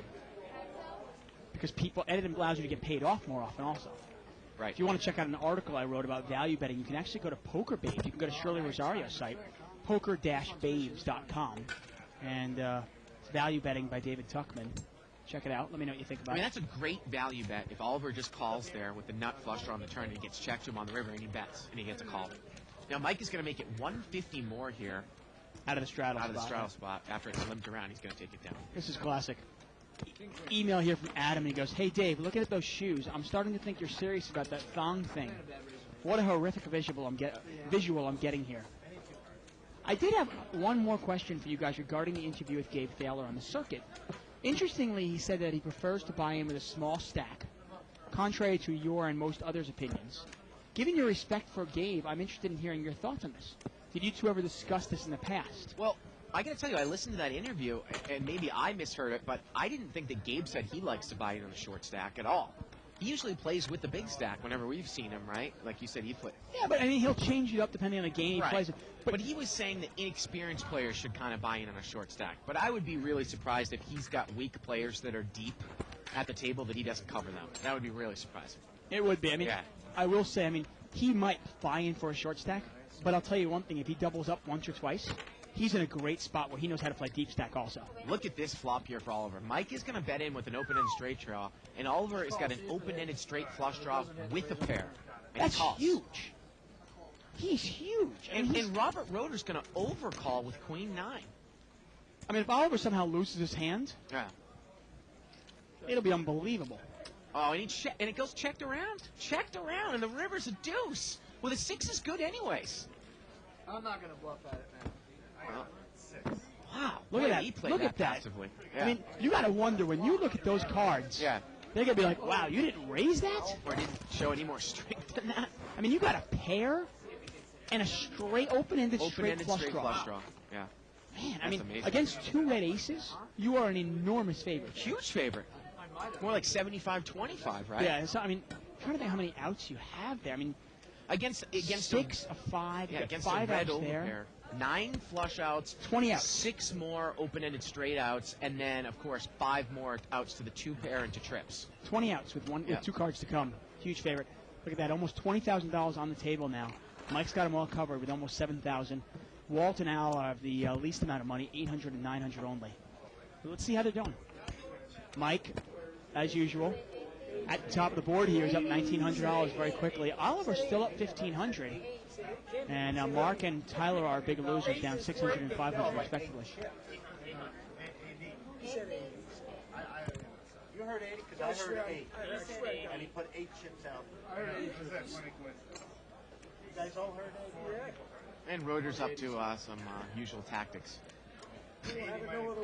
What's he saying? Well, we had a raise to 80, and Robert Roeder said he heard 8 chips. So he's trying to say that, oh, it should only be a $40 raise because the guy said 8. But who the hell ever says 8 at the table? How about 8 chips? What if they got thrown $800 chip? yeah. There's different chips on the table. Now, though. Al is just smooth call with jacks here. It was a raise with 9-10, I believe, by Oliver. Al checks. And Al's pretty much only got a bluff catching hand here, right? But it goes check, check. Now the turn's a 9. And Al's going to bet 200. 200. And what do you do here? And Oliver's just going to call. Wow. Well, this pot is quickly about $600, Dave. And Oliver needs just a 9. A 10 is not good. Yeah, because you got that higher pair on the board. Exactly. And you've got to realize that if Al has a queen, you're drawing dead. And in this case, if Al's got jacks or kings, only a 9 will help you. River's a deuce. Well, that's about it. Isn't that the most lovely card in Hold'em? And Al's going to put a little value bet in here. He's going to bet 200, and he's going to get called. Kind of a stoppish-esque block value bet. That's a nice value bet. It really Yeah. is. I mean, he probably could have bet 300 or 400. Yeah, 103. there it is. Al takes it How down. is Oliver still at $1,500? All I keep doing is watching him lose hands. That man has 10 whites. What are you doing? Just leave the money there. He owes me 200. That's all. Can you change it? I'd love to see Mike and Robert Roeder go at it verbally. I just love listening to Philly Al, man. I got to tell you. I mean, being from the East Coast, he Yeah. just, it's like music to my ears. Well, you gotta give me, you gotta give You me have to 2. give him his 200. I think that's it. If you're going to do it, do it. He's just making change. You're obligated to give him his 200.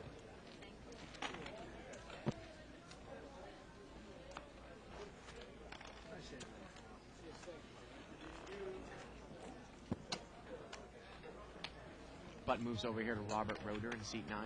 Interesting post here by Baron Vangertoth, and I want to get to it because it's exactly what I've been talking about. Pocket jacks again for Philly Al. This time he's in the big blind. Back to back here. Mike limps, and I assume that Al is going to raise this side of the blind. Yeah, he likes to mix it up sometimes, but this is going to be a raise spot. Yep. He's going to make it 75. Is Mike, and now Robert Roeder calls with the ace rag suited, and that's going to get Mike to come in with king 8. And Al's got a couple of overcards to dodge here.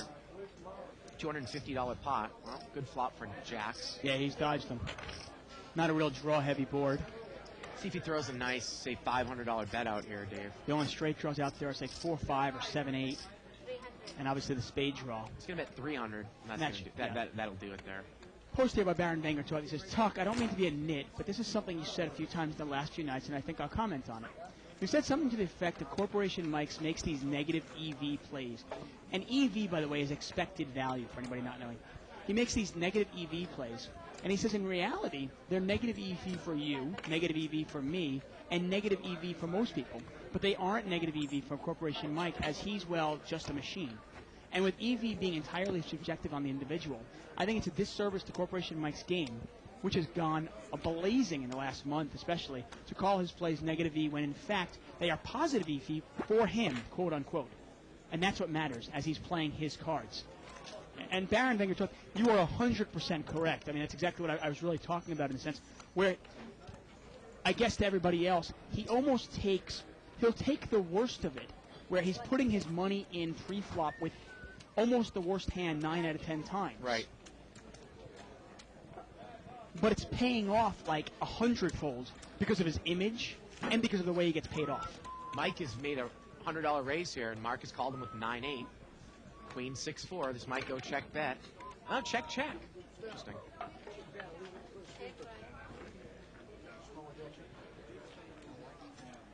Turns a deuce. It's a third heart. And now Mark is going to come out and bet here.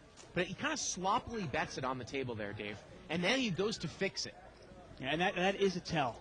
I don't know if anyone caught that. I could see it in my action monitor here, but I don't think we had flipped over. But The sloppy throw is not necessarily Yeah. the fixing of it is the tell. I mean, Mike has absolutely nothing here. If I hit this, is it good? And he's thinking about making a move, though. Yeah. And it is good. Yeah. How about 10 high is good? It's funny, sometimes Mike even knows that he's making a negative EV play. In last night's game, he actually called Mo. He had king jack of spades, Mo had pocket queens, and Mo was pretty short stacked. I'd do anything for $1. Now, Mike had raised, and Mike had raised, Mo re-raised him with the queens. And Mike knew. He goes, you know what, I shouldn't be calling this. He goes, you don't have enough chips to make it worth it, but, I'm going to call anyway. Right. And that's all of it. It's kind of like, okay, I'll take the worst of it here, but it's going to enhance my image. Button moves over here to Walter in seat 3.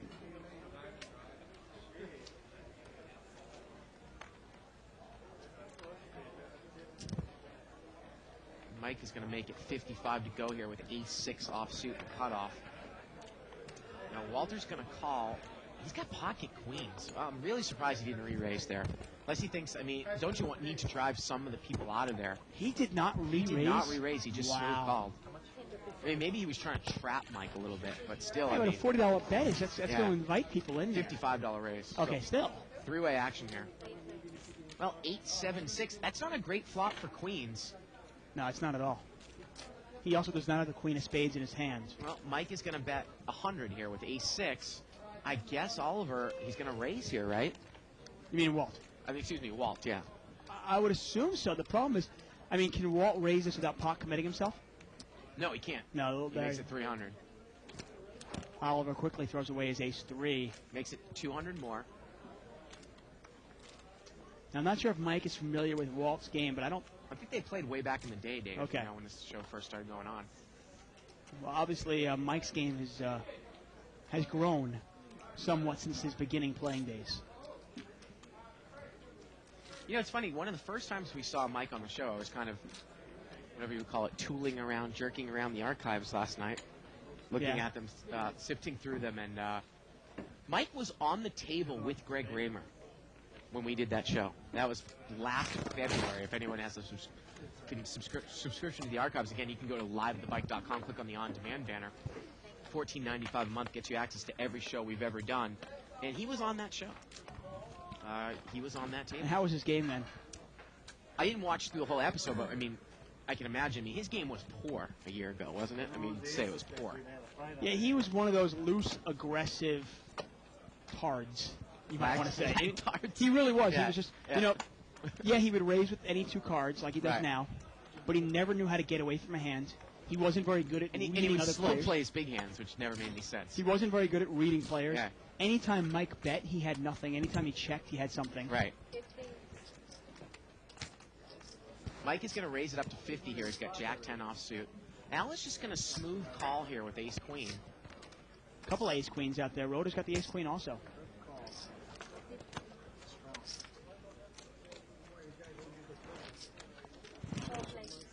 And we're going to see four-way action here. $200 pot. And look at this trip 10s, and I guarantee that Mike is going to bet this if it gets checked to him. And he does. Yep. Now, That you know, is the difference, Dave, right? He won't bet it every time, but now he'll bet it 75% of the time instead of slow playing it. He used to slow play it 75% of the time. And Now Al it's is going to reversed. call him. And now is Tony going to overcall with the king? How about a jack falls off? I got to tell you, if a jack falls off, Al's going broke. oh, not even a question. Not even a question. Talk about reverse implied odds if you hit your straight here. $700 pot to the turn. Well, the turn is a 9. That doesn't do anything for Tony's hand. He still has kings and 10s. Yeah, he might not recognize that, though. He might somehow think 3 pair is better than 2 pair. And Mike is going to bet here again. He said he got everybody on queen jack. He's going to bet 300 here. Now, the funny thing is, I don't know if Mike is actually at a level here where he would recognize the fact that someone might make queen jack here, but I don't know if he would get away from this hand. I mean, if Mike could actually get away from this hand, if someone showed him a lot of heat, that would even bring him up to a new level, wouldn't it? It depends, though. I mean, you say that a lot, oftentimes, but you've got to realize that a lot of players. I don't think Mike should be getting away from his hand very often. I mean, I maybe 1 out of 50 times, because people think he's bluffing, so they will raise him with just a king. Right. We saw last night. Mike had 5-3. The flop was king 3-3 or queen 3-3. Right. And Mo moved all in with king queen. Right. And those are the kind of plays that people make on Mike because they think he's full of shit. Now, Tony here, I mean, Mike has said, I have king 7. That's what he's telling Tony, and Tony's going to get away from it. Well, Tony can't beat king 7. Yeah. He can only tie it. But you understand what I'm saying? Yeah, here? I do. You are apt to make a move on Corporation Mike Right. because you think he might be bluffing.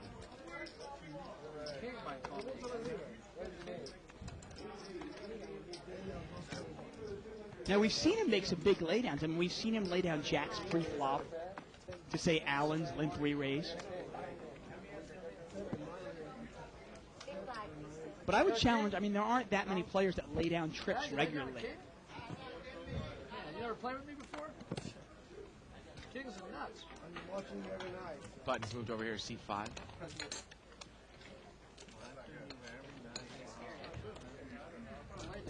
Limp, limp. And just so everybody knows, these official Live at the Bike bluffing shoes, these aren't something I brought in. These are actually a gift from Cheryl, the birthday girl the other week. And I think they're absolutely fantastic. They're not my size, but I would wear them if they were. Hey, you know what? Try anything How about once. your wife, though? Will they fit your wife? My wife's got tiny feet. She's like a 5. Yeah, I thought that was a 5. Nah, she said it was a 7.5. Wow. They fit you? Oh, you got big feet, don't you? Mike is going to bet here as a bluff. He's going to bet 40. And this is the dangerous thing with Mike now is he would bet a queen here also. Or We just saw him 6. bet trip 10s. Or a club draw. Now, no one has anything. Or He's nothing. going to take it down. Or nothing. Yep. And Mike never lets his foot off the pedal. He just Yeah. keeps pushing and keeps pushing and keeps pushing. And basically by doing that, he's forcing you to commit a lot of chips if you want to fight back at him. Email here from Sammy says, my rating for Mike would be a +3. Any gaming interest becomes juicy as at least half the players at the table gamble more or become tilt-ish. That's a But good I point. wouldn't mess around with Mike unless I have a big hand. So it's not necessarily that he is a +3, but he's +3 for the game, and that's the point we're saying, right? Well, he almost adds +1 to everybody in the game. Right. Yeah, right. So I mean, you can make an argument that Mike is actually like a +6 to a game, or Yeah. +5 to a game, but he might actually be a -2. Five-way action here. 9-4-6 with a couple clubs. Open-ended straight draw for Oliver. And Tony's going to come out and bet 40 here with second pair. I got to tell you, a red 3. Well, it's not going to happen. Rotors throw away the 3s. I was going to say a red 3 on the turn would really get fireworks. And Mike calls here with ace-deuce. You got to think he's setting up a play, maybe to represent a club on the turn. Well, he's got the ace of clubs in his hand, so Exactly. he can represent it. Three-way action here, and the turn's a jack. Let's see if Mike puts the pedal to the metal here. Check, check. No, he's going to take the card.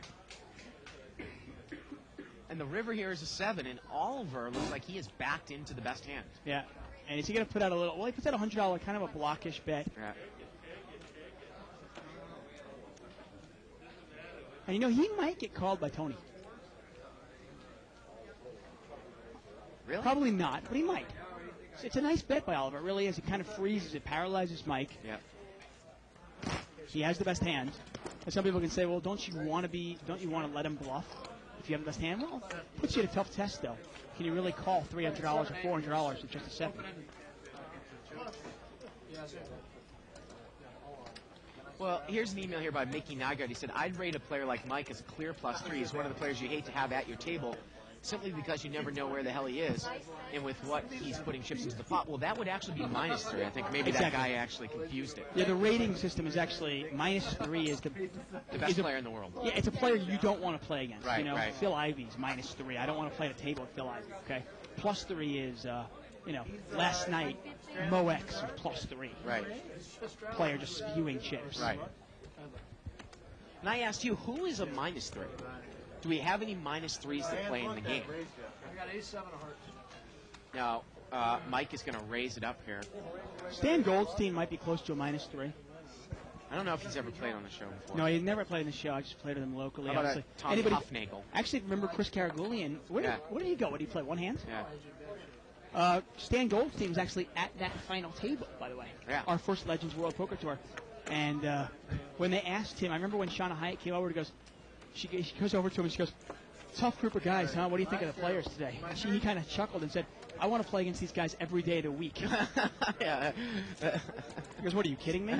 By the way, a little update. Stan Goldstein actually was playing in the 2040 game last night with Jay Cacciatani and Mike, and the game got somewhat short. And it was pretty much Jay Cacciatani, Stan Goldstein, and one other guy. And Jay went to Phelps. Against Stan. Yeah, he went broke, and Stan took all the money. Yeah. Same size as any. And I saw Jay, and he was just complaining to me about it. He had gotten a couple of really, really bad beats and some cold deck, and ended up losing his total buy-in. Well, Tony is going to raise 150 in Mike's straddle, and Mike immediately calls with 4 or 5 of spades. And Tony C, that is the Cicero kid. Now, I've this seen is- that nickname before. Now, this is not.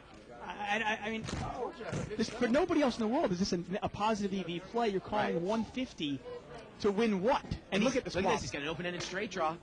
But he's still behind. He's still a 2-to-1 dog. Well, the question is, though, is Tony C willing to put all his money in with kings? A bet here and a quick call by Mike. And this spot is quickly $600. Tony doesn't have enough money to get away from this. Turns a queen. Check, check. Mike took the card, and the river's a 6, and he gets there. Oh, my. Check, check on the turn. Oh, my. And I got to tell you, $600 pot, Dave. Tony C is going broke. Tony C is going broke. Let's see Guaranteed. if Mike overbets this pot. Let's see How what's much money gonna does happen Tony here. C have left? The pot is already like $800. 600 bought. 600 he's only got. Yeah, and he's going to put it, and Mike's going to move in here. He's going to bet 300. Mike is going to push in. He's going to raise with a bunch of white chips. And Tony calls, and Mike has got the money again here with 4-5. Wow. And Mike That is breaks. a $1,500 break there of Tony C. This is kid Was it there. 1,500? Yeah, he bought him for $1,500. You know, you just wonder though. Okay, so you're literally calling a $150 bet to win 1,500. Man, that's really cutting it close, right? I mean, And he's out of there. Tony's- He's out of there. Tony C has to specifically have. That's it. It's out. Come on, Mike, man. Yeah. Dude. But I mean, you have to specifically. I mean, you have to hold. You have to be. You're getting 10 times on your money. You have to hit your hands, and then he has to have king's races. Right. And you know, it's. I mean, I know we sit here and we kind of boost Mike's ego, but at the same time, man, Mike's got to hit these cards. He's got to hit to look like a genius. The flop comes out, say, 5, ace, 3. He makes a move and he doesn't get there. Tony C's going to double up. Forget about it. He's straddling me? Got it, the Cicero kid. And Mike Christo Pete says, last few days, Corporation Mike keeps pump faking his cards toward the muck, then staring at his opponent's face jokingly. The first 10 times were cute. Now she wants to tell him really to quit. Oh, wow, look at this pocket aces here for Tony in seat 7. We got a straddle by Philly out. And this is going to, this gets the game bigger here, obviously. Tony's going to raise now. Mike's got a king-queen offsuit in the small blind. I'm sure he's going to call. And Al's got ace 10 in the straddle spot. 60. That's like a $60 raise. He makes it 3 times. Well, he's been raising small the whole night, dude. Well, it's funny. You wonder if he's even paying attention to the fact that it's a straddle spot. Yeah. And Al's actually in really bad shape here. $180 pot here, going 3 ways. Well, there's a queen now. Is Mike going to get in trouble? Now, this is the kind of hand you wonder now. And Mike's nodding. This is actually a really bad flop for Mike. Yeah, because the king is no good, Dave. Exactly. If your opponent does have aces, yeah, you're in really bad shape. $75 bet here by Mike. And you've got to realize that. Betting about a little under half the size of the pot. And let's see here. And just a smooth call. I actually don't mind that with the aces there. But yeah, it's not a scary board at all. Turns an 8. I mean, there's nothing scary about it at all. Mike bets 200 here. And I think you raise here. I mean, I think you make it 500 to go. And there it is, 500 to go. I love it. Make the move here. Build the pot for yourself. Give Mike a chance to raise it back. You let him fire twice. I call you, we check the river. It's free money. I call you, we check the river. It's free money. Oh, okay. And would Mike have laid it down if he said no? I don't know. I'm just curious. The river's a jack, and aces are going to win. Mike said free money. And it is free money, hey. I just wonder if Mike lays down king queen there. Is Mike leaving, or is he switching seats?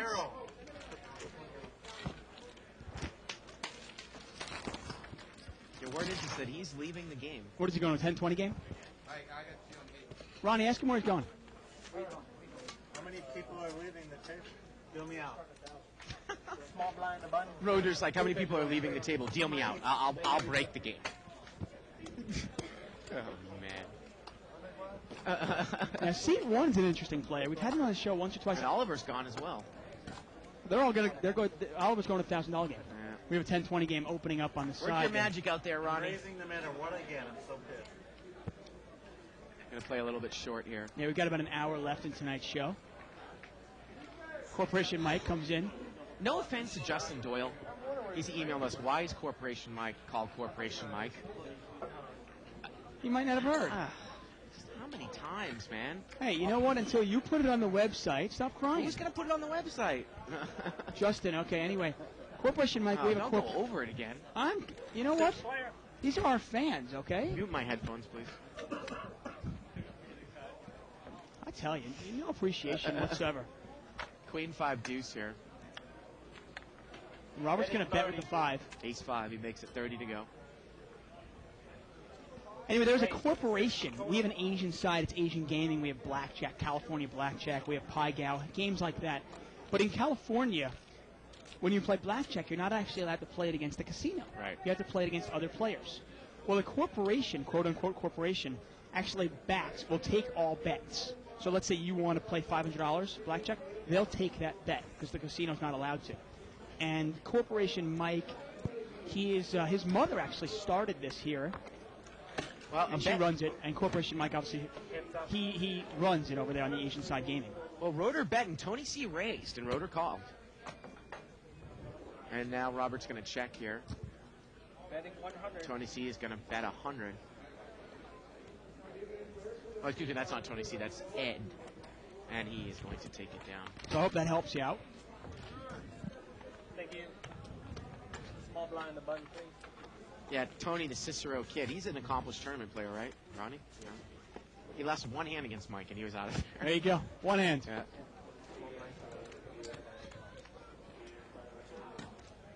It was kind of surprising. You know, I was surprised he actually didn't bet the turn. Yeah. He tried to play it tricky. He tried to trap him, you know, and he got trapped. Obviously tough to put opponent on 4-5 when you raise it up that much. You know, he might not be familiar with Corporation Mike, and he might be actually putting Corporation Mike on, say, Ace-Queen or King-Queen, thinking, okay, I'm going to trap this guy. But even then, though, I still want to value bet there. You got to realize on the river, he only bet 300. And let's say Corporation Mike's got King-Queen there. Corporation Mike just calls him, and you don't make the maximum. Now let's say you bet 200 on the turn, and then you can bet 500 on the river. Well, then you actually double up with your kings. You got to build that pot if you want to make more money. 9-6-5 here on the flop. Checked around turns of 4. And now Mark is going to bet 50, and Tony's going to call. I want to apologize to Justin 15, for my excuse me. arrogant co-commentator here. We do appreciate your emails, River here is a 6, and Mark's going to win this one with a 4. regardless of what he says. Yeah, hopefully that will go up on the website someplace, too. I don't know where we're going to put it, but maybe CNL's live at the bike, right? Yeah, no, I mean, that's the question that we get the most. And just as this game changed, turned upside down when Mike came in the game, once again, the game turns upside down again. And, you know, everybody's obviously looking, wow, Mike's a machine. You got to remember also, Mike is catching. I mean, think about it. He had a spade draw. He hit a spade draw. He had a straight draw. He hit a straight draw. Okay? What else did he have? He had ace-3 against pocket nines. He hit his ace. You know, And got yes. paid off. Well, he's always going to get paid off, but he has to hit those hands. And every single time, he's a 2-to-1 dog. Right. And he hit all 3. So, on a normal day, he's only going to hit 1 out of those 3 times, not every time. Looks like Mark made a raise here with Jack 9 of hearts. And he's got re-raised here on the button with Ace King. Well, hopefully people on the floor realize that this game looks like it might. Al is looks like he's getting up here, Dave. I think this is a perfect situation for me and you to play heads up. I'm just saying they started another game that took 2 players away.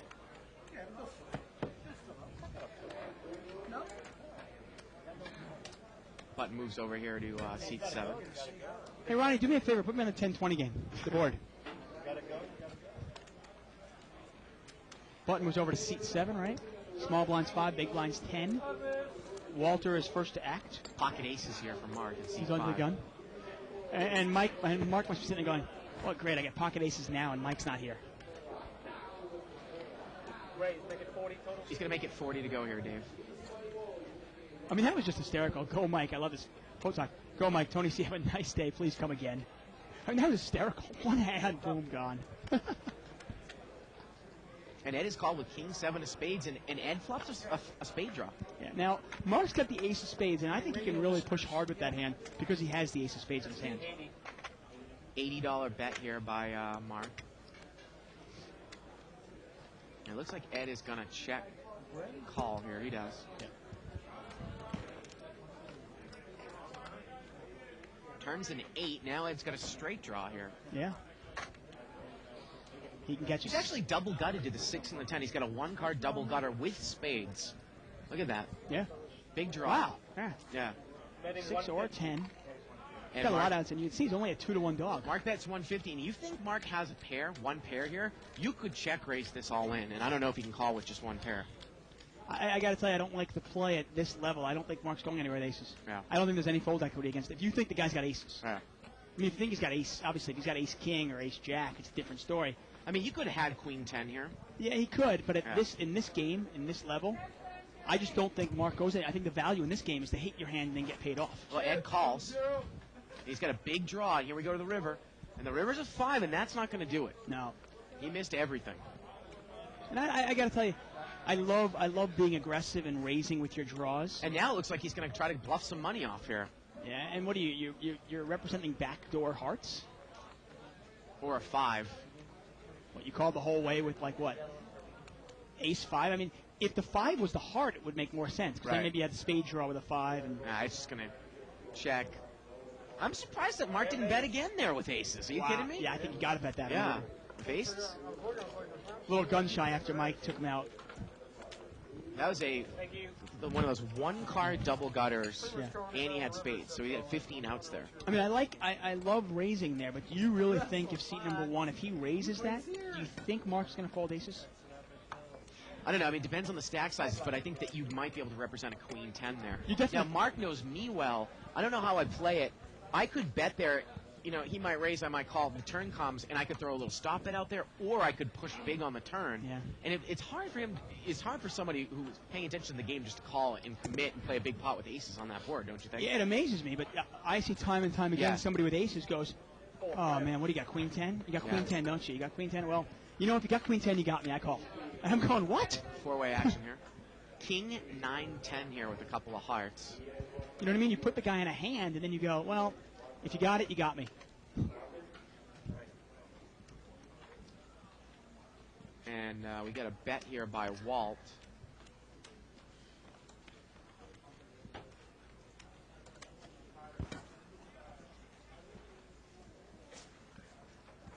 And A little short here tonight. he's going to take it down there with a bluff.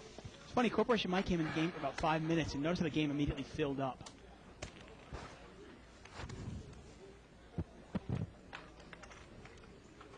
Thank you. I'll hop in the game if you want. I don't know if they'll let it happen, though. The player, I mean, Roeder might bitch at it. Probably would. Yeah, yeah. I mean, if there's going to be one guy that's going to object, it's definitely going to be him. Oh, he'll go into a whole, what, you guys are going to watch us play Right, for 2 hours and then right. come in the game? Yeah, it's Yeah. not even worth it. Yeah, now he's getting up to make probably kind of a point. Yeah. And I don't know if this game is necessarily here. Well, we got a little setup going on right now. Yeah. I'm getting a new player setup? coming in. You know, it's funny, too, that back to this Connecticut rule of, like, you know, no more than 50 points. I couldn't believe it. Just to refresh everybody's memory, refresh what I was saying. Connecticut Sports Board or whatever has come up with this rule, this ridiculous rule, where if a football team, a high school football team, beats another team by more than 50 points, it is an unsportsmanlike conduct penalty, and your coach will be suspended the next game. Utterly ridiculous. And the only thing I kept thinking about, I'm going, one of the reasons they cited was they said young, impressionable men in high school can be embarrassed very easily, and we don't want that to happen. I go, so what do you want to happen? I go, you don't think it would be embarrassing? Let's say I'm down 42-0. I'm on a football team, right? We're losing 42-0, and my opposing team, the team I'm playing against, kneels down the entire second half. Right. What, that's not embarrassing? Yeah, yeah. Or just like runs it off tackle and like with their I used fifth string running back. We used to, when I was playing hockey, you know, occasionally you play a team that's really bad or much better than yours. And I actually thought it would be more embarrassing. We actually played in a game once where we were losing like 12-0 in the third, and we were playing a team from Russia actually. Yeah. And we were losing 12-0 in the third. They were that period. much better than you They guys? were just phenomenal. They were absolutely phenomenal. And their coach's rule was they didn't want him to score anymore. Right. So all they did was skate circles around us and pass it around, which was so much more embarrassing because we couldn't touch the puck. Yeah. I would have just rather them score, you know? So it's like, okay, we got outshot like 60-6, you know, and we couldn't touch the puck in the third period. Raise here by Tyler with the 8-9 offsuit. I tell you. He's going to take it down. Well, the other thing, though, too, is you're right. Like, if the coach gets penalized for an unsportsmanlike, if they score, they can't even run running plays. Because if you're going to run a running play, so what? The guy's not supposed to try to break it out through the middle? Right. Well, Yeah. Obviously, and then you're also going to get injuries because now players aren't going to be playing hard in the second Right, half and they're of the just fourth kind quarter. of, yeah. And I was even thinking more. They were saying, one guy was saying, well, they could just run up the middle and kind of just get 3 yards at a time. Yeah. I go, well, that's really nice. What about the second string wide receivers? Right. They never get a ball passed to them. Little $20 raise here. $20 raise with ace deuce offsuit. And this is like a limp. And I'm surprised that Roeder just calls here. I would re-raise there with ace queen. Someone raises it to 20. That's a limp to me, Dave. Yeah. I'm going to open raise with my ace queen. Yeah, I don't like that at all. I want to see where I'm at. Yeah. Five-way action here. 3 of the aces are dead. Well, how about ace jack? Anybody got that? Nope. How about bottom 2 here for Walt with queen 10? Okay. It's not a great flop. I mean, if there's ever a flop where you're scared when you have 2 pair, this is the kind of flop. But he's on the button. It's check to him. Why not bet it? 75. He's going to bet 75. And I think this is an easy laydown for Mark. I got to tell you, this is an absolute naked straight draw. He's open-ended, Yep. but there's 2 spades out there, and if you hit it, it's very obvious. And he gets away from it. And if he actually hits the 9, it could be theoretically reverse implied odds if somebody had ace-jack already.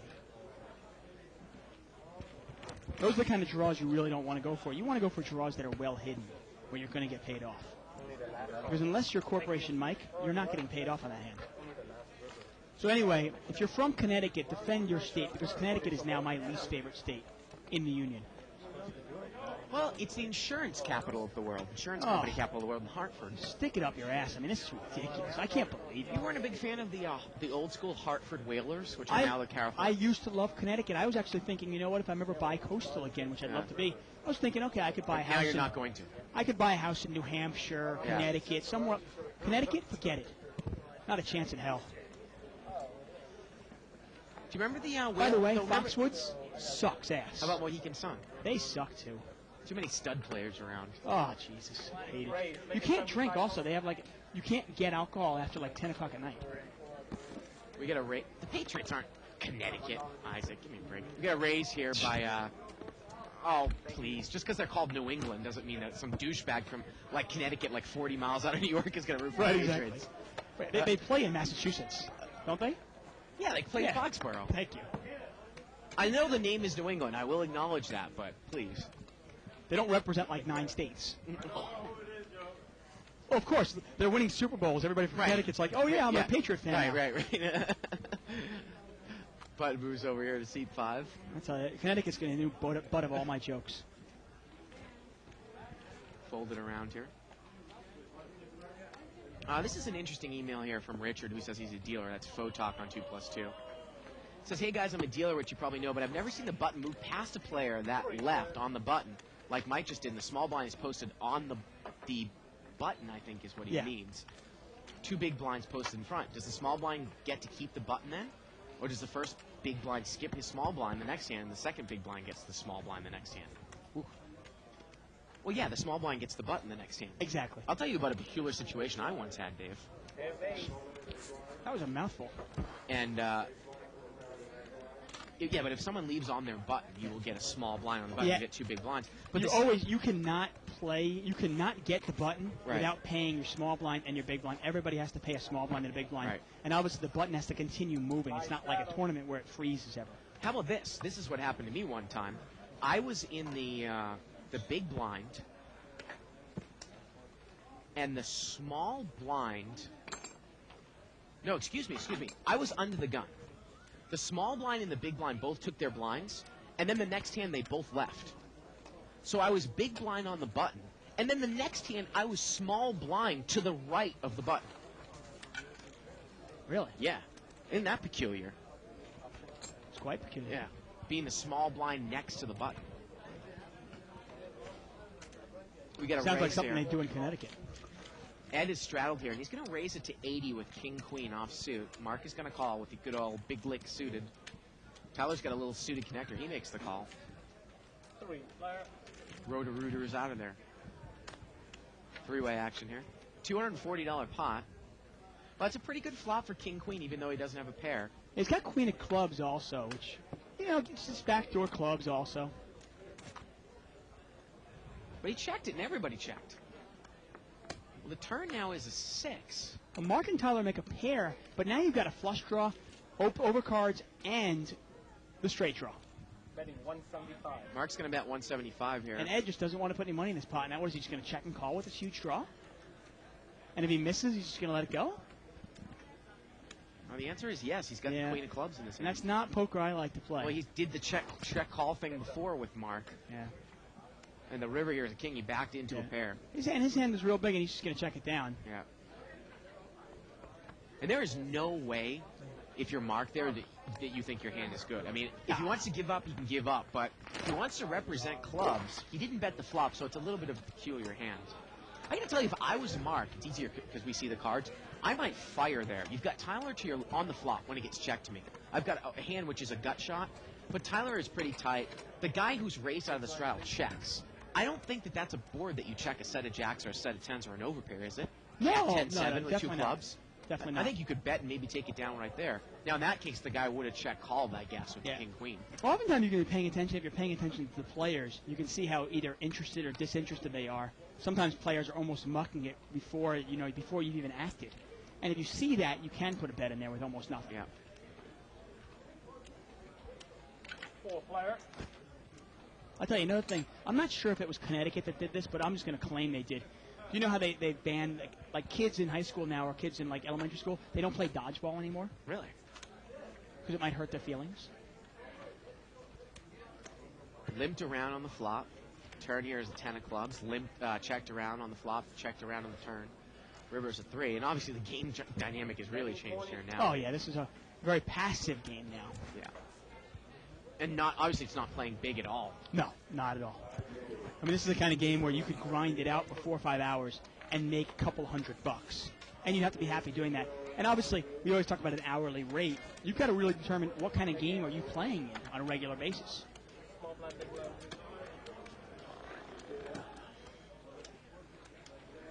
Small blind. Email here from Mike. He says, I don't like the way that Bart pronounces the word Oregon. Yeah, that's what did you I did say? last week. Oregon? You do it all the time. Oh, It's Oregon. Oh, okay. I didn't even know that, actually. Well, Lived in this you're country always butchering people's 26 states or years. people's last names. Is that a Boston accent thing to say Oregon? No, that's just you, Bart. Oh, okay. Limped around. Water. Yeah, water works. That's Yeah. fine. Betting 30. Yeah. Tony is going to bet here. He's going to bet 30. It was limped around. He's got 5-6. He's got the best hand. Well, actually, you know what? Joshua's got the best hand, but he's not going to get involved.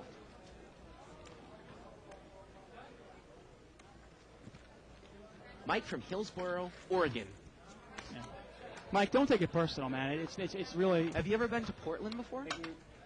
I have. Yes, I have. I have been there. Yes. Seems like I ask you all these questions. They're like, oh yeah, I have been. Well, Have you been to Detroit before? I have been to Detroit. It's one of those things where I'm like, have I been there? Oh yeah, I was there for like 3 days, like 12 years ago. Have you been to Victoria, British Columbia, or Vancouver? Yes. Both places. You've been to the island of Victoria before. It's an island, right? Yes, I've been there. I was there when I was 13 years old. I I've got to think about these think things. bullshit. No, I've got to think about these things. Why would I? There's nothing about lying about that. I can care less. I'm trying to remember if I was there or not. I went on a cross-country trip when I was 13 years old with my parents, okay? One of the most miserable 6 weeks of my life, okay? Don't ever do it. We went to a lot of states and a lot of places, okay? Most of the trip I blacked out from my memory. Tyler straddled it. He raises out of the straddle, and he takes it down. I went on a cross-country trip, too, when I was 12, and we went transcontinental railroad from Toronto over to Winnipeg. We didn't make it over to British Columbia. And we went up to Calgary and Banff and Lake Louise. and Yeah, Banff. exactly. That's what. And then we have a lot of Canadian. You name a viewers out place, though, and I'm going, I don't remember. I'm trying to remember if I've been there or not when I was a young there. Been kid. to the West Edmonton Mall? No, I don't think I've been to the West Edmonton Mall, but I've No, been it to was. Edmonton. It was the biggest mall before the Mall of America opened. Like at that time, it was the biggest mall in the world. I think we missed that. Really? And my dad is like Chevy Chase. He's like, hey, let's go 600 miles out of the way. This is the biggest ball of mud. But, we know, Ronnie. We know. Heads up. Limped around here. Set of 10s here for seat number 1. And normally that's a pretty good flop because you'd think, okay, well maybe somebody's got an ace here. Ace 10-4 with a couple clubs, and he's going to bet out. He's going to bet. Really no reason to slow play this. He bets 50, and he's going to take it down.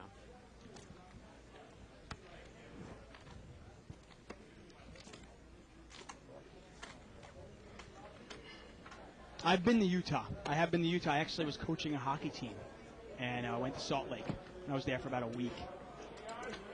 Spent a week in Utah. There's only a few states I haven't been to. Yeah, me too. I actually never. Now I've never been to Alaska, I've been to Alaska. I went for a nice trip. but I've been with to my dad Hawaii. there. Some of the states, the actual states I haven't been to are like the southern states, like maybe 5 or 10 of the southern states, like Arkansas. Have you been there? Well, growing up a hockey player, Yeah. we traveled, and literally our hockey season would start in like late September and go through late March. Right. And we would go away every other weekend Ah. to, Chicago, Detroit, Cleveland, sometimes even like as far as Denver, and places like that. So we got to see a lot of the cold places in the country. Mark, he raised it to 60. Rotor call with the ace-jack. He's dominant. And Joshua's in there with deuce 7 suited. And there's the ace. Well, it's all diamonds here. I don't know if Robert that is going should to save continue Robert. on. That really should. Top 2 here for Mark. Not a hand to slow play. No, definitely not. But he's in great shape. You It's a can see $180 pot. what an overwhelming favorite he is. Betting 160. And he's going to bet 160 here. Is Robert Rotor going to continue on here? Robert's drawing. He's drawing dead to running jacks, or some sort of running straight cards. He's asking Mark how much he has left here. Are you kidding? Well, Mark, I guess Mark's got about 800 left. I mean, you really want to commit with this hand, and he calls. Wow. I was wondering. This is the problem with Robert's game. I was really wondering. We've seen him commit with top pair so much, and I was wondering what he would do if he had top pair, no kicker. In this game, he doesn't even. He has a jack of hearts in his hand. Heads up. And we're heads up here, and this pot is over $500. Oh, look at that. The turn's a 10. Is he going to represent though? He is. He's going to try to represent this. Watch. And is Mark going to make a crying call? He's going to bet $300 into about a $650 pot. Would you ever call one time here? He folds. Wow. He shows the ace-queen face up. And Rotor takes it down. I guess Rotor Look was at that thinking. wry smile with that mustache. I mean, you wonder if Rotor was thinking that. Maybe I can represent the diamond here. Yeah. Obviously, a tough spot for Mark to continue. Anyway, one thing I will recommend to anybody: go to Alaska. I tell you, man, go there. It is absolutely fabulous. I went there with my dad, kind of just us. We left our wives home, and it was one of the most amazing trips I've ever had in my life. Went fishing, hiking. Go. So cool. And if you have a anybody son, can send us, go. Anyone who has access to those halibut fish and chips, they can send it to Bart and Dave here at Live the So Bike. good, man. I tell you. Alaskan viewers. That was actually my horror story. I told you we brought home about 100 pounds of halibut. Yeah. We went through about a third of it. And then Melissa, by accident, she was trying to change the temperature in the fridge, and she turned the freezer off. Oh, no. All the halibut melted. Oh, she felt so bad. I couldn't Tyler even get raised mad. there with Ace King and Diamonds. He took it down. I mean, how much is halibut a pound? Like $12? I mean, it might be cheaper up there, but Yeah, it's cheaper up there, but yeah, it's Yeah. probably 12, 15. Actually, no, it's probably like $15 a pound in like Whole Foods or something. so it's like $1,000 worth of fish, right? It's 75 pounds probably we Yeah. had left. Yeah, it was a lot of money, but more Now, importantly, how it did was you, the what did fish you I caught. buy it for? Oh, it was all stuff you caught. It's all fish we caught. We chartered a boat, went out there. Oh. My dad caught a couple of fish. I caught a couple of fish. You guys and know they- how to gut it and bone it Well, correctly? they did it for us. Oh, cool. When you charter a boat, they do it, and they fillet Yeah. it for you, Oh, and then they wow. freeze pack it and mail it right out to your house. And it's just as good as buying it from a store or a grocery store. Oh, it's 100 times better Yeah. because you catch it, and 2 hours later, Yeah. it's freeze packed and sent out to you. It's unbelievable. $50 raise here by Tyler with pocket sixes. Halibut can run real big in Alaska. It's No, funny, in California, you can catch halibut in like Northern California. And Northern California halibut run like 40 pounds, 35 pounds. But when you go up to Alaska, the halibut up there, they can go up to 150, 200 pounds. So do you have to catch them kind of like tuna, where you strap yourself into with a rod into like a little thing where you have to? Yeah, it's get not. up? You've got a seed, and yeah, you've Yeah. got the whole thing. They don't really fight much. They're not like salmon, but at the same time, they're so heavy Yeah. that it can be tough. Actually, we made fun of my dad because my dad caught the first fish of the day that morning, and he was crying like a girl as he was pulling it up, and he pulled up what was about a 35-pound halibut, and we were like, "Oh wow, look at that, look at that!" And the captain kind of laughed, and then later on that day, we had a girl on the boat, and she pulled up like an 80-pound halibut, and my dad was just he felt like he lost his manhood right there. We were all teasing him. I guess it's better to lose your manhood like in that style than like I guess like a John Wayne Bobbitt style, right? Definitely, always, twice on Sunday. That type of manhood. Lives around here 5 ways. Oh man, just thinking about it, I want to go. King, Queen, 10 here. Looks like Joshua's got King 8. Looks like to be the best hand. And Tony here is going to bet out with Ace 10. Betting 45. Bottom pair, straight jaw. $45 bet. Walt's not going to get involved here. I don't think you have to make it. It's one of those Jack 3, once again. You don't really want to get involved with a hand like that. But Tony's going to call. Now, Tony actually was in the game last night. I watched him play last night in a 5-10 game that I jumped in to. Well, the And- turn's an 8, and Joshua makes kings up now. Yeah. And he checked it. And Wow. Tony checks right behind him. How do you check that? River's a deuce. I got to tell you, King 8 there, I'm probably betting and then maybe taking the free showdown, but I'm definitely going to bet it. And Tony's going to bluff at it. No, Josh was betting. He's betting 300. Oh, okay. Kings Thank up. you. I reversed those. And yeah, I think you were a little confused because you can't bet it and take the free No, showdown. You're out of I was position. totally reversed. Yeah. For some reason, I thought Tony had the Yeah. King 8 and Josh had Ace 10. Yeah, exactly. It must be the halibut. You know what else is kind of cool about supposedly Alaskan lore is that if you consummate a child, conceive a child under the northern lights, it's supposedly going to be a special and blessed child. If you consummate him, Yeah, Yeah. If you conceive, you plant your seed. if you plant your seed, exactly, So, my wife and I've often thought of taking my wife up to Alaska in the wintertime when we are ready to have children. So if I take a 2-week vacation or a week vacation from Live at the Bike and I tell you I'm going to Alaska with my wife, you'll know what I'm planning. Your wife and I, your wife and your wife. Your wife and you have nothing. Okay, my wife and you have nothing. I'm worried about Isaac a little bit, but you nothing. Okay, here, take your shoes. Ray, make it 105. That What kind were you of gonna goes back say? to that manhood comment with Isaac with your wife and the night. Exactly. Yeah. Got a raise here by Walter with 8-7. Now Tony, he got King Jack of Diamonds here. Get that little fixed. King Jack of Diamonds. He makes the call. Come on, Ronnie. Get the damn cards in right.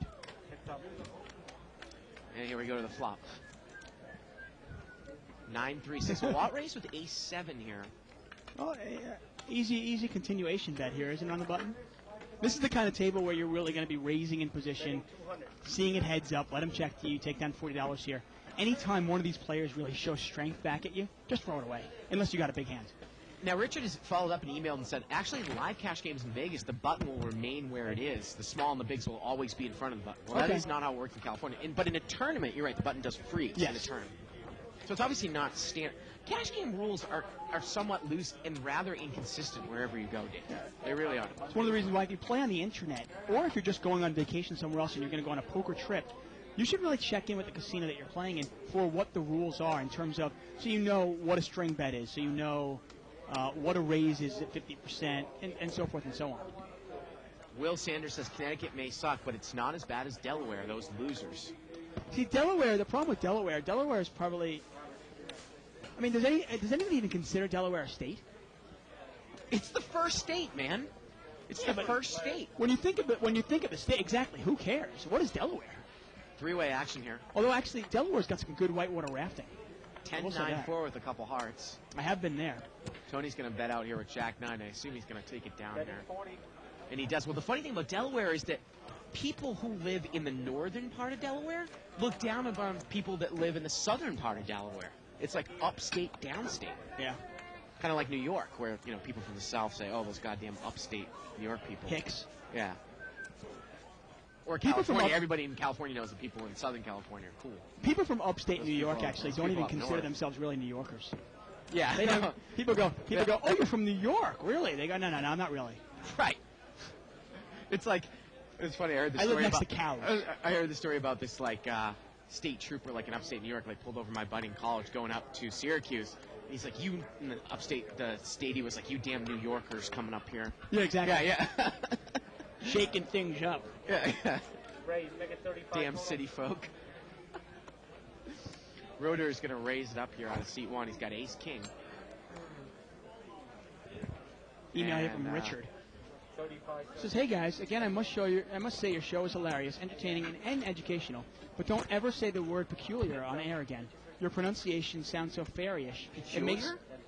It makes me want to have my ears bitten off. Richard, well, thank you so much for the email. We do appreciate it. Oh, Robert's got ace king here, and he's going to bet.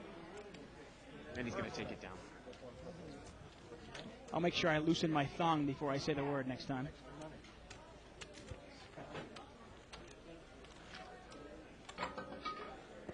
Oh, perfect. Here it is. We got a post from David Gladstone on Connecticut football. Hopefully this is getting enough negative press that they'll scuttle this ridiculous rule. Eric Casillas on ESPN Radio came up with this scenario. 49-0 game, team trailing is deep in their own territory and punts. Fourth stringer breaks through the line and blocks punts out of end zone for a safety. The team now leading has to intentionally let the other team score. Right. Also, a team leading 44-0 who scores a TD would have to intentionally take the extra point. There is so much wrong with this, it truly isn't funny. David's right. Let the game play out. It's much less embarrassing than having to see another team alter its play to save your feelings. Well, a team leading 44-0, I guess Connecticut's about five-point touchdowns. I tell you, it just goes with what's going on in the world today. We are so goddamn politically correct. It's ridiculous, okay? We're so scared to hurt anybody's feelings. Just look at that part. We had a raise here by KH, who's the new player in C2. He's got pocket 7. I mean, I just find it would be so refreshing if somebody was just honest.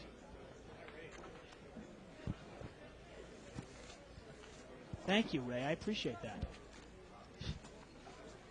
Ronnie, I don't care what you say. See? Honesty. It works fine. Mike from Hillsboro, Oregon says that at my casino there's a 3-5 no limit and a 5-5 no limit. And the 5-5 game is so much bigger just from $2 more in the small blind. Any real reason for this, do you think? I know the small blind, big blind, same amount as an action builder, but any other reason? Well, yeah, I'm sure there's probably the 5-5 blind allows you to start with more chips, right? Well, that, and you imagine the bigger players that want to Right. play bigger Right. and gamble more are going to play higher limits. Yeah. And the people that are a little more scared or a little more, I don't even want to say scared, but people with smaller bankroll are going to play a smaller game, thus playing small. But again, though, we talk about how a no limit, the blind size really does not define. No, of course. The blind has nothing to do with it. Yeah. It's who's playing in those games?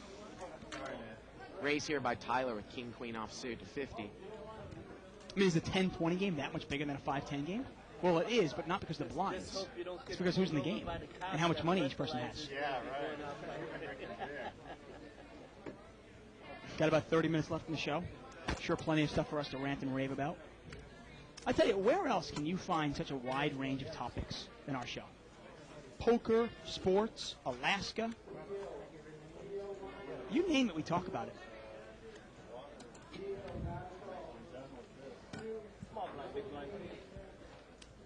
Did you ever read The Old Man in the Sea, speaking of big fish?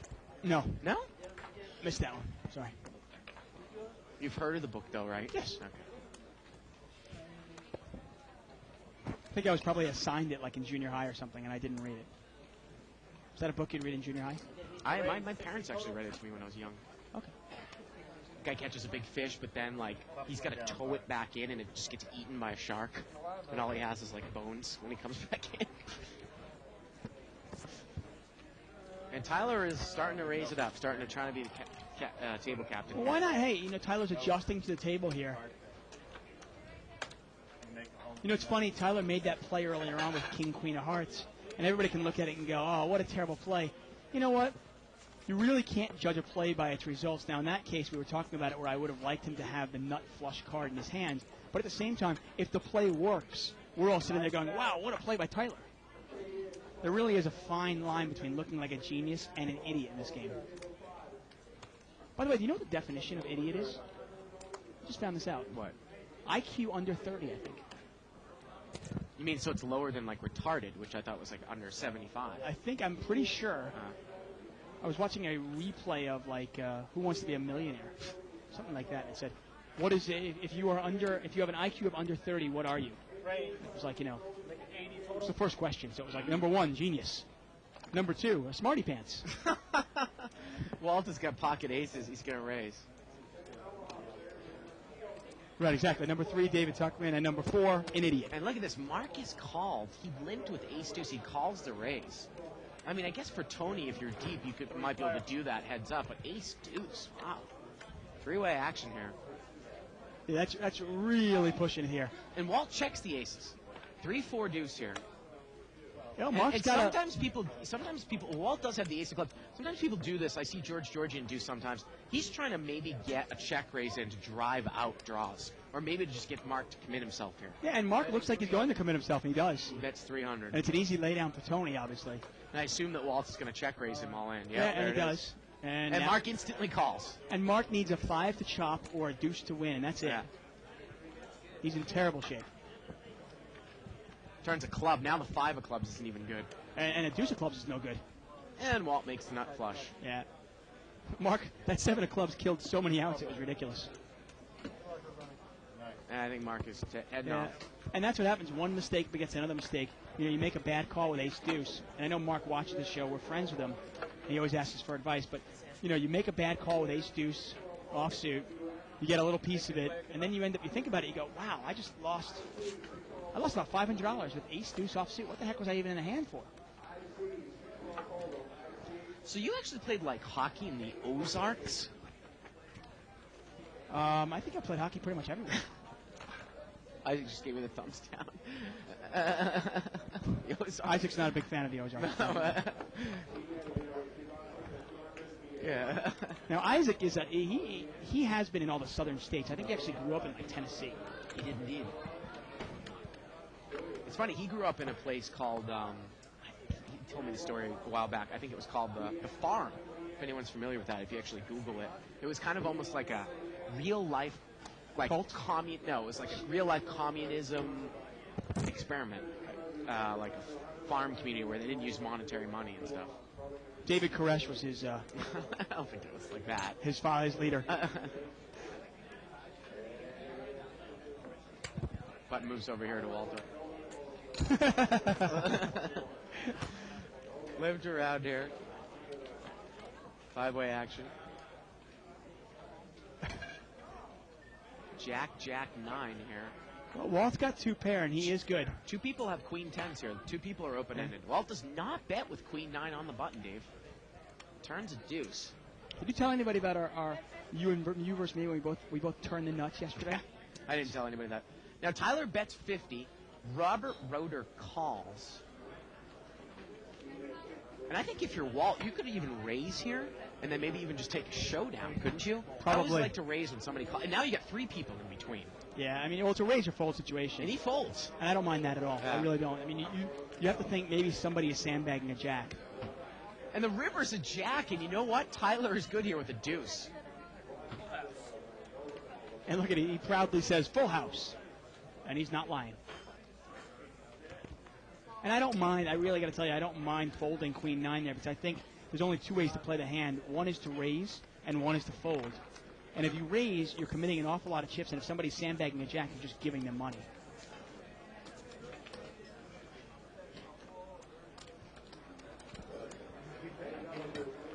Button moves over here to seat 4.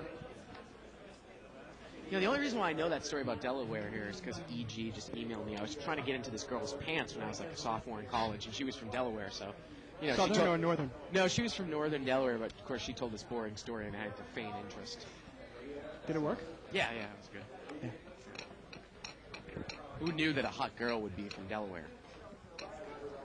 I would imagine there's at least one hot girl from every state. Yeah. Well, except maybe North Dakota. Oh, those are some of the good ones, man. Up North in like the Dakota's Swedish being, like- country, like that's being, like, Minnesota. abandoned. No, Minnesota, North You Dakota. can't compare Minnesota to North Dakota. Minnesota's got some big cities in it. North Dakota, what does North Dakota have in it? Fargo.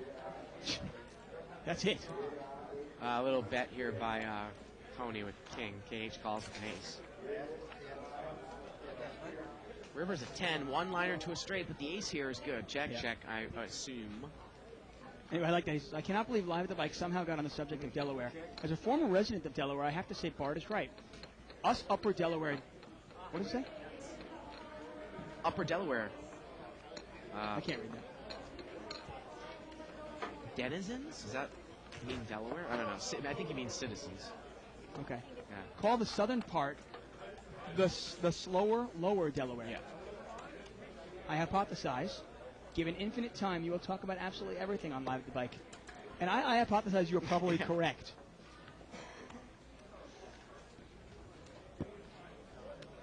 Again, tomorrow night we're going to have 10-20 no limit here, $1,000 man. No max. Hey, I'm still, you know what I'm looking for? I'd love somebody to email me again. Remember when I was talking about the Kentucky Derby, and somebody emailed me about getting tickets for the Kentucky Derby? If you could email me again here at liveatthebike.com, that would be really cool. I'm dying for tickets. No, next year. $50 raise here with pocket eights. Oh, and Evelyn, can I have off for the Kentucky Derby next year?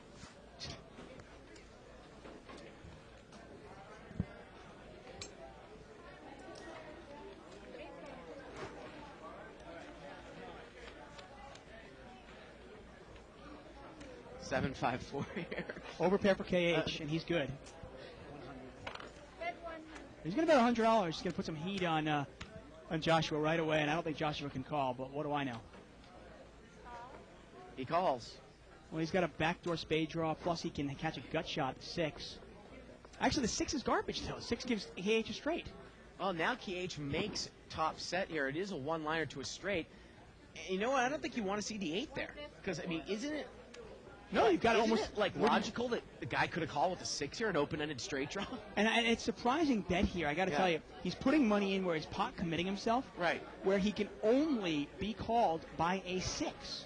Right? I mean, if you had bottom 2 here, you got to look at it like... Look at that look by Joshua. Joshua, the poster boy for Live at the Bike.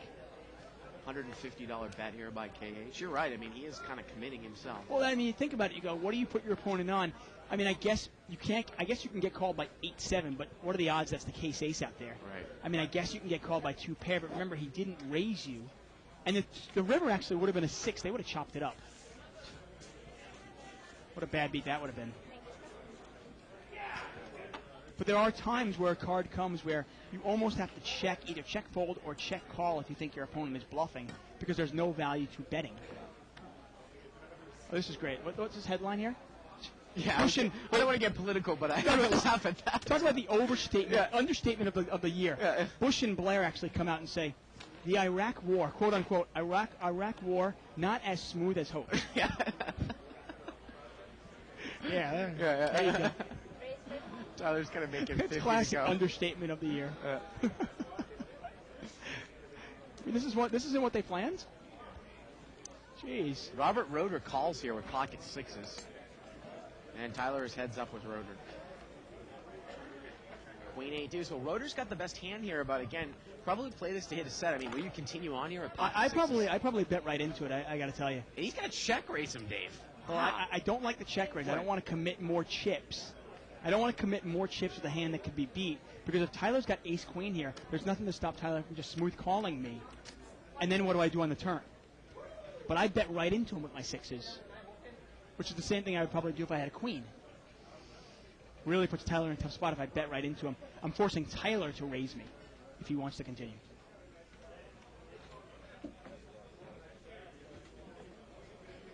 Tyler is out of there. Yeah.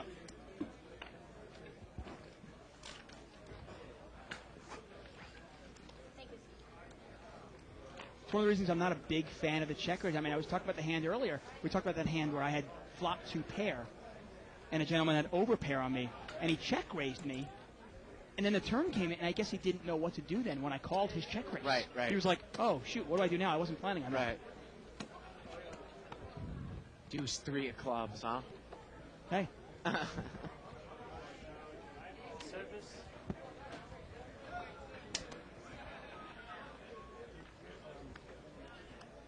You know, it's funny. We've seen Francois on the show. He really loves to put moves on me, Dave, huh? He does. We were in this game last night where I just went through it. I would have called him with if I had anything, and he committed like a whole bunch of chips. Where Board he was was- actually pot committing himself. Where if I had anything, I would have called. And it's just such a risky move. Well, the board was, just so everybody knows, the board was king 10-10 pretty much. Yeah. Okay, 2 10s out there. And on the turn, you put out a little, like a $175. about a bet. 70% pot bet. Yeah. And he check raised you all in pretty much. And Giving you me only, like 5 to 1. right, and you only had like 400 Right. left, 500 left. The pot was like 1,400. Yeah. And I'm going, wow. I mean, in that case, you almost have to put him on a 10 in the case that he knows you're pot committed.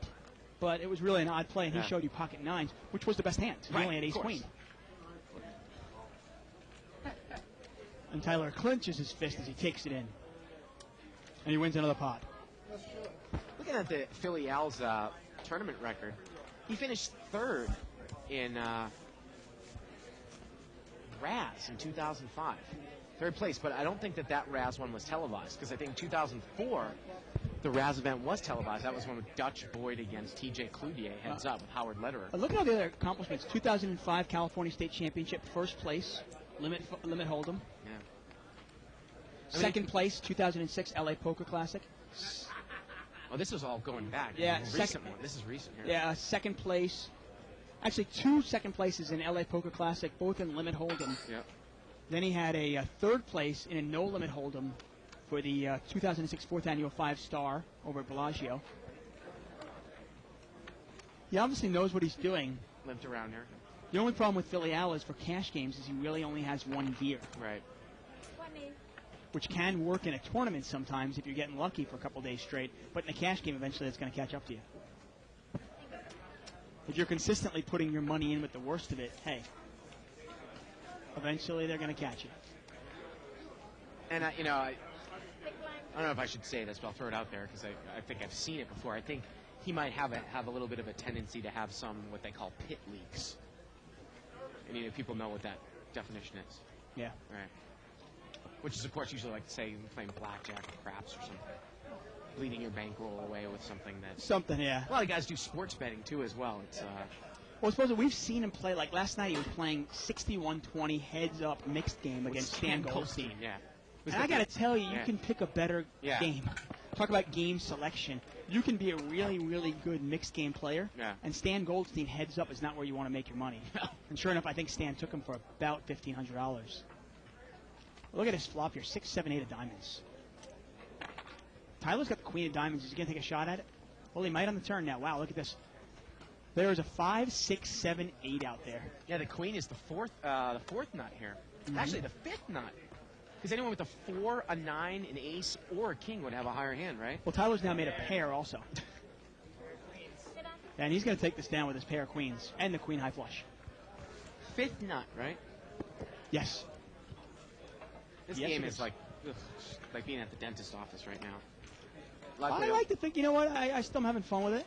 It's a little short at poker, short-handed poker. Kind of game that I actually love playing. Oh, yeah. I love playing a game like this. I feel like I can, it's almost like a risk-free, like $80 an hour you can make. Just by, picking a couple of players to raise against. They check it to you, you bet, you take down $50 here, you take down $40 there. And then anytime you bet and they check raise you big, you just throw it away, unless you've got a big hand.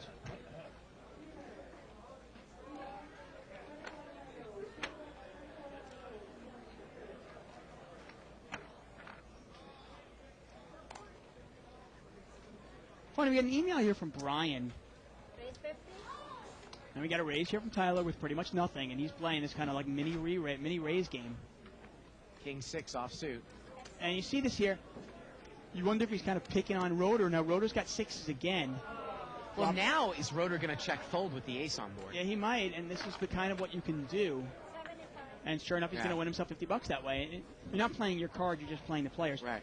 Email here says, guys, honestly, how the hell can someone check the turn with pocket kings on a deuce 3-7 X board out of fear?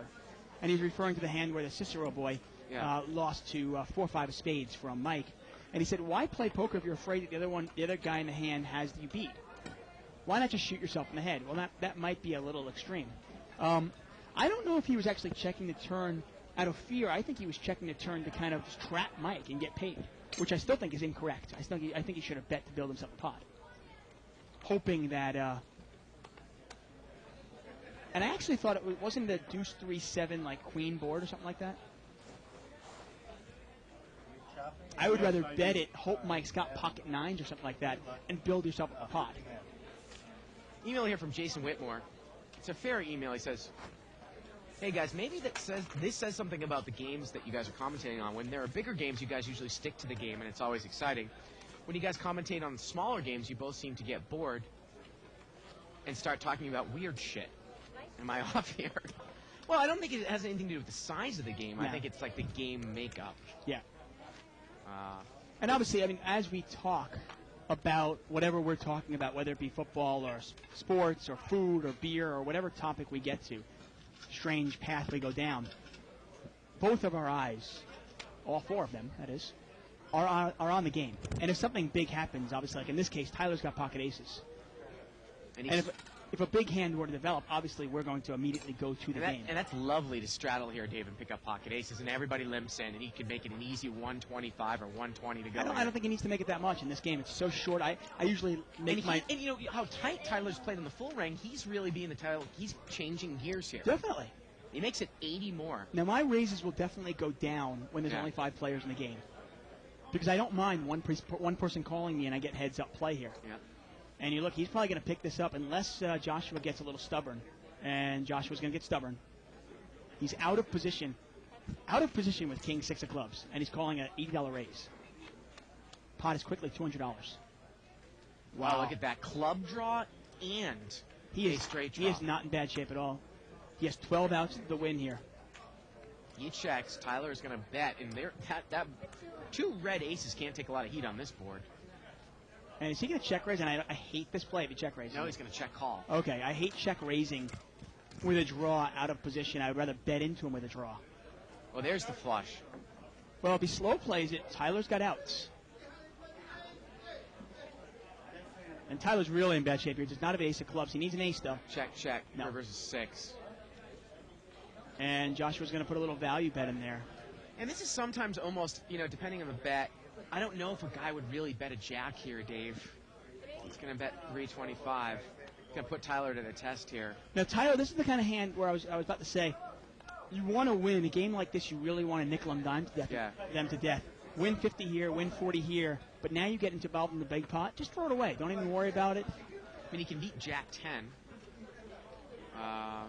That's all he can beat, though, Yeah. is Jack 10. I mean, he can beat a missed draw. I mean, he can beat like a just queen. a queen, right? Yeah, I mean, he can beat ace queen.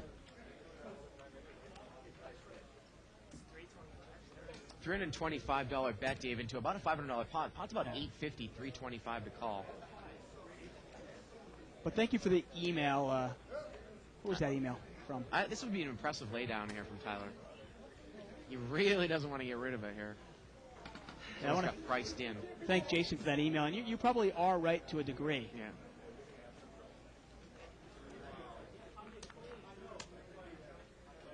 I think it comes down to the point, though, if we find the game incredibly compelling or the hand incredibly compelling, we stick to the game. He said asking, see, you got Jack 10, because that's just about all he can beat, or just a bare queen, right? He can beat ace queen. I mean, he can beat a bluff, and he's going to call him. And, he's probably going to be right, probably half the time. Well, and if he's getting 2 or 3 to 1 in the pot, maybe he should have called. I just think this kind of game is a game where you can really almost win risk-free $40 and $50 if you just don't make big calls without huge hands. Email here by Freddie Bicknessy says, do you think that West Coast players are looser or more aggressive than East Coast players? I play in Atlantic City, and I find the no-limit game somewhat slower here than what I see on your show. I think, obviously I don't play that much in Atlantic City, but a lot of my friends do, and from what I've heard and from what I've seen, I do think the play is a little faster here, a little more aggressive out in California. Justin Gingrich says, emailed us about definition of idiot. I think idiot, in that case that you were talking about, is actually used as a scientific term with the definition. That's what I mean, yeah. Yeah. Mauricio, email from University of Delaware. There we go. I'm originally from Long Island and now live in Delaware. I also have lived in Connecticut before, and I have to tell you, I will take Delaware over Connecticut anytime. Hey, me too. No sales tax. Bought a huge house for a quarter of the price I would have paid in New York and Connecticut. It's also close enough to New York, Philly, and D.C. But you guys are also right. People in northern Delaware consider themselves, or ourselves, more of a suburb of Philly as opposed to the Hicks downstate, which are much more of a southerner mentality. Well, the Mason-Dixon line, is that Delaware? Isn't it? Mason-Dixon line? Here's another ridiculous Connecticut fact.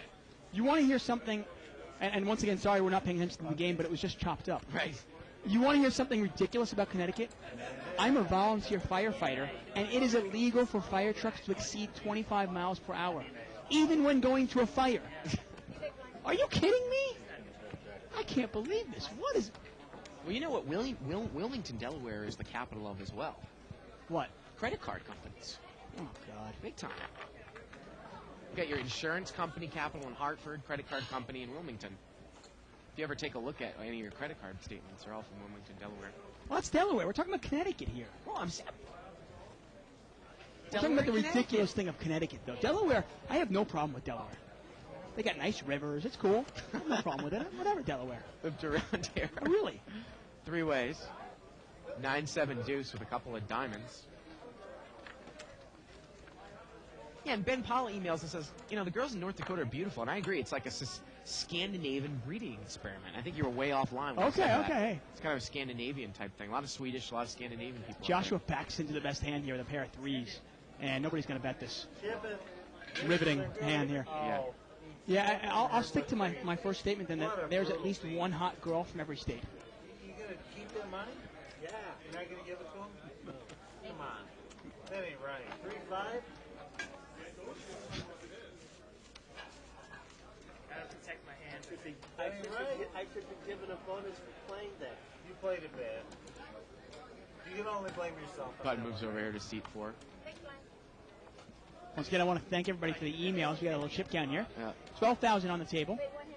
Tony's at the table covered at 2,600. Oliver's also got. Well, Oliver's not there. That's not Oliver. That's who. Oh, we'll see. Get it right in a second.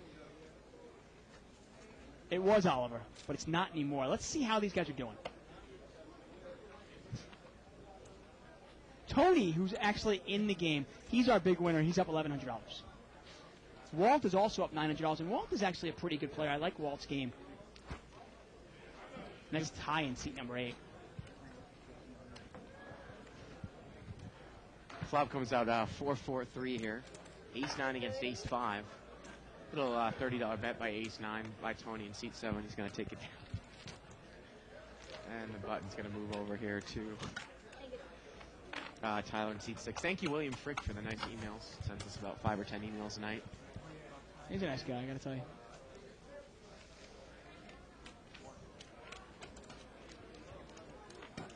Yeah, Justin Gingrich has given you the link to the Derby. Now, do you want to go for like the $40 cheap kind of white No, trash some in guy- red tickets on the infield, or do you want to dress up in the stands? I want to dress up, but some Okay. guy actually emailed me and said, "Hey, thanks to the show, you've made me thousands of dollars. Right. The least I could do is hook you up with some Derby tickets."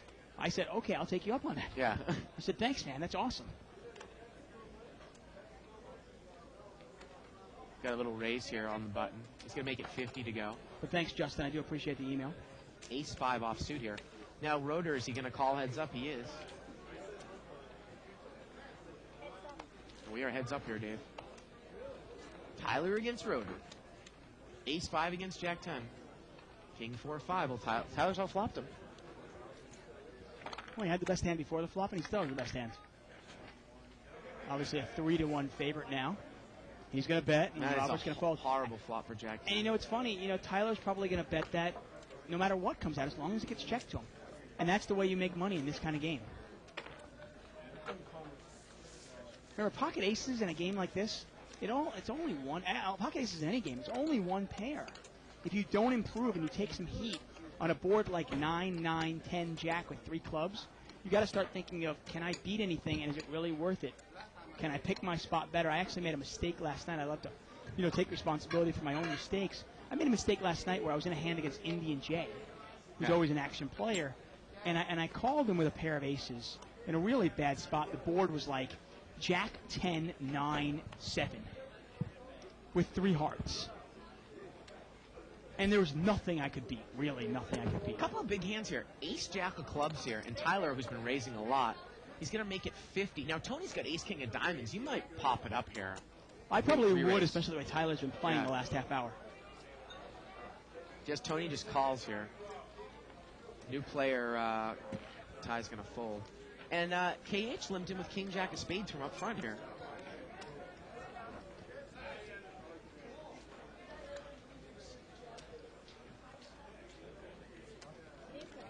Three-way action here. And Walt? Oh, Walt is not in the hand. No, Walt's not going to call that. I didn't think he'd be in there. Tyler's the pre-flop raiser. What if everybody misses? Well, how about this? KH flopped the flush. Yeah. I would. That's probably not a miss. Now, I'd probably bet it. I would probably bet it right in there because I don't want to check raise. I don't want to drive anybody out. Well, he's going to get. Look at it. Tyler's going to take a shot at it though, and he's going to bet a lot. He's going to bet $115, $120. And I guess if you're going to play it this way, I guess you can just check it and then check it again. Obviously, in this one case, KH is going to make more money by actually checking it and letting Tyler bet it.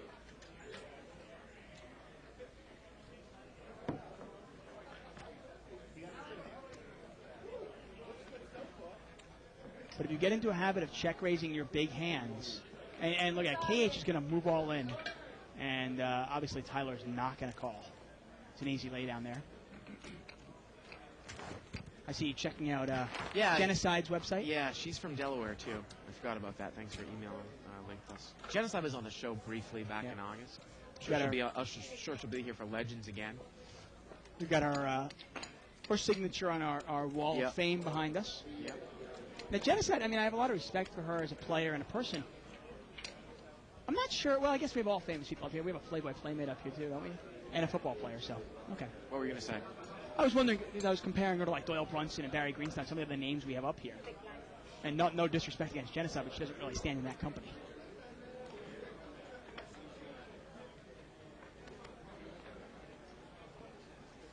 You're always distancing the show from Will you our learn how to get on speak there. before you get on me?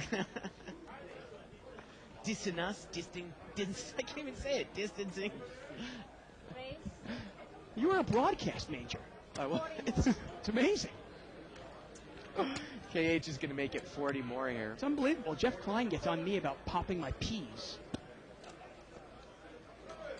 It was weird. I think it was last night or the night before. Every time I made a sound with my S, it would spark. Spark. Yeah. Three-way action. KH has raised it with 10s. Not a bad flop for 10s at all. And you imagine he's going to bet this, and you see here, right here, notice how he check raises with his big hand, and now he's going to bet with the 10. Probably would check raise if he had a queen, you imagine. Like ace-queen. Exactly. And look at this. Seat 8, Ty is going to make a pure bluff at it. He's going to raise it up to 350 here. And again, you've got to be, if you're going to, I love raising with trips, but if you're going to do it, in this case with King 4 just as a total bluff, you have to be in there with a player that knows you would raise with trips right away, right? And I don't know if these two know each other. Yeah, you also got to, I'm not sure if Ty doesn't know, I mean, can KH lay down a big hand? Can he not? Who knows? I mean, I guess if you don't even put KH on a pocket pair, let's say you put KH on like ace-jack or ace-king, well, then he's going to get him lay down a best hands. Yeah, but what if, does KH figure that, Ty could be doing this pocket 8s, pocket 9s, pocket 7s? Yeah. This is why you do raise with trips, because a guy, he has a tough time with it. He's like, is this guy really raising with the queen? The board's not really connected, right? Yeah, and it's a tough spot. Oftentimes you want to call one time Yeah. with this hand and then raise in the turn. That kind of says, oh, this guy's got a queen. But in this case, if you let Ty do that, Ty will be almost pot committed by the time you raise him. I'm sorry, KH will be pot committed.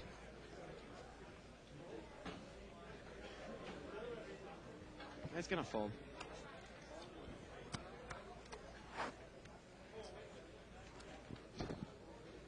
We've gotten some strong emails tonight, I tell you. Some really strong opinions out there. Brian over here says, his subject is internet versus live. He says, hey again, guys, what do you think about all the internet poker losers? And then once again, this is Brian's email, not mine, okay? What do you think about the internet poker losers who try to take a stab at a live cash game? Also, what do you think about the guys that play live and wear those ugly-ass hoodies, big shades, and an iPod at full blast? Shouldn't they just play on the net if they won't show their faces? Morons. Morons. Again, Brian. But I'd probably say there are as many live players that try the internet and get killed there that are internet players that go to live and have trouble there. Right. Obviously, it's a little bit of a different game, and there is a transitionary period.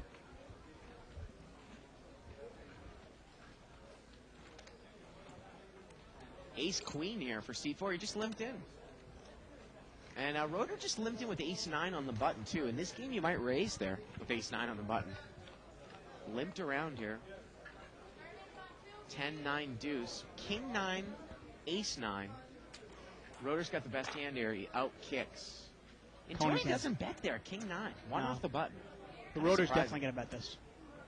Well, Tony hasn't. He's been checking calling all the afternoon, all night. And he's actually a big winner tonight because he's gotten, usually that's not a winning style of poker, but it's worked for him tonight. 250.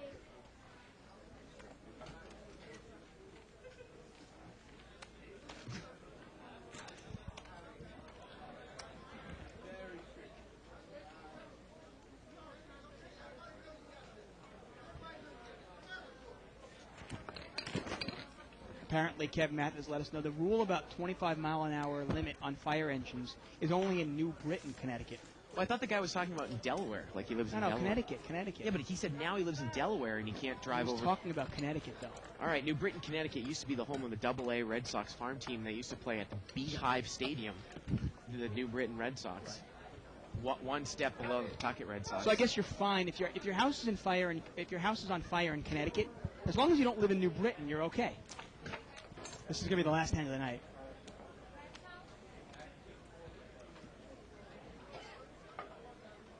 Finally come to an end. Gonna put that Frank Sinatra music in.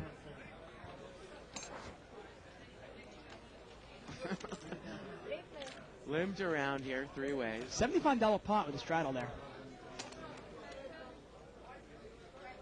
King 4-9. Well, Tony's flopped the best hand here with the 9. Yeah, but he won't bet it, will he? Well, he does. Wow. And that hand he bets. No rhyme and reason to it at all, huh? I guess in a limped around pot, he figures, nobody's probably got a king here, and he's going to take this down. Well, it was limped around last hand, though, with that 9. Good point. Weird. All right. Well, that was going to do it for us. We had about a little 45-minute period in there, Dave, of some Some special excitement. play Yeah. when Very exciting. Corporation Mike came in. So I feel like we're in. Oh, We're gone. we're We still are on the just audio. out. What are you doing to us, Ray? I feel like we're got it like Bill and Ted's Excellent Adventure. Go running through the time machine. I love these, man. I'm going to wear them. These are so cool. All right, strap your bluffing shoes on. Catch us for tomorrow night, 10-20, no limit, $1,000 min, uncapped max. For Bart Hanson, Dave Tuckman. Good night, everybody, from Live at the Bike.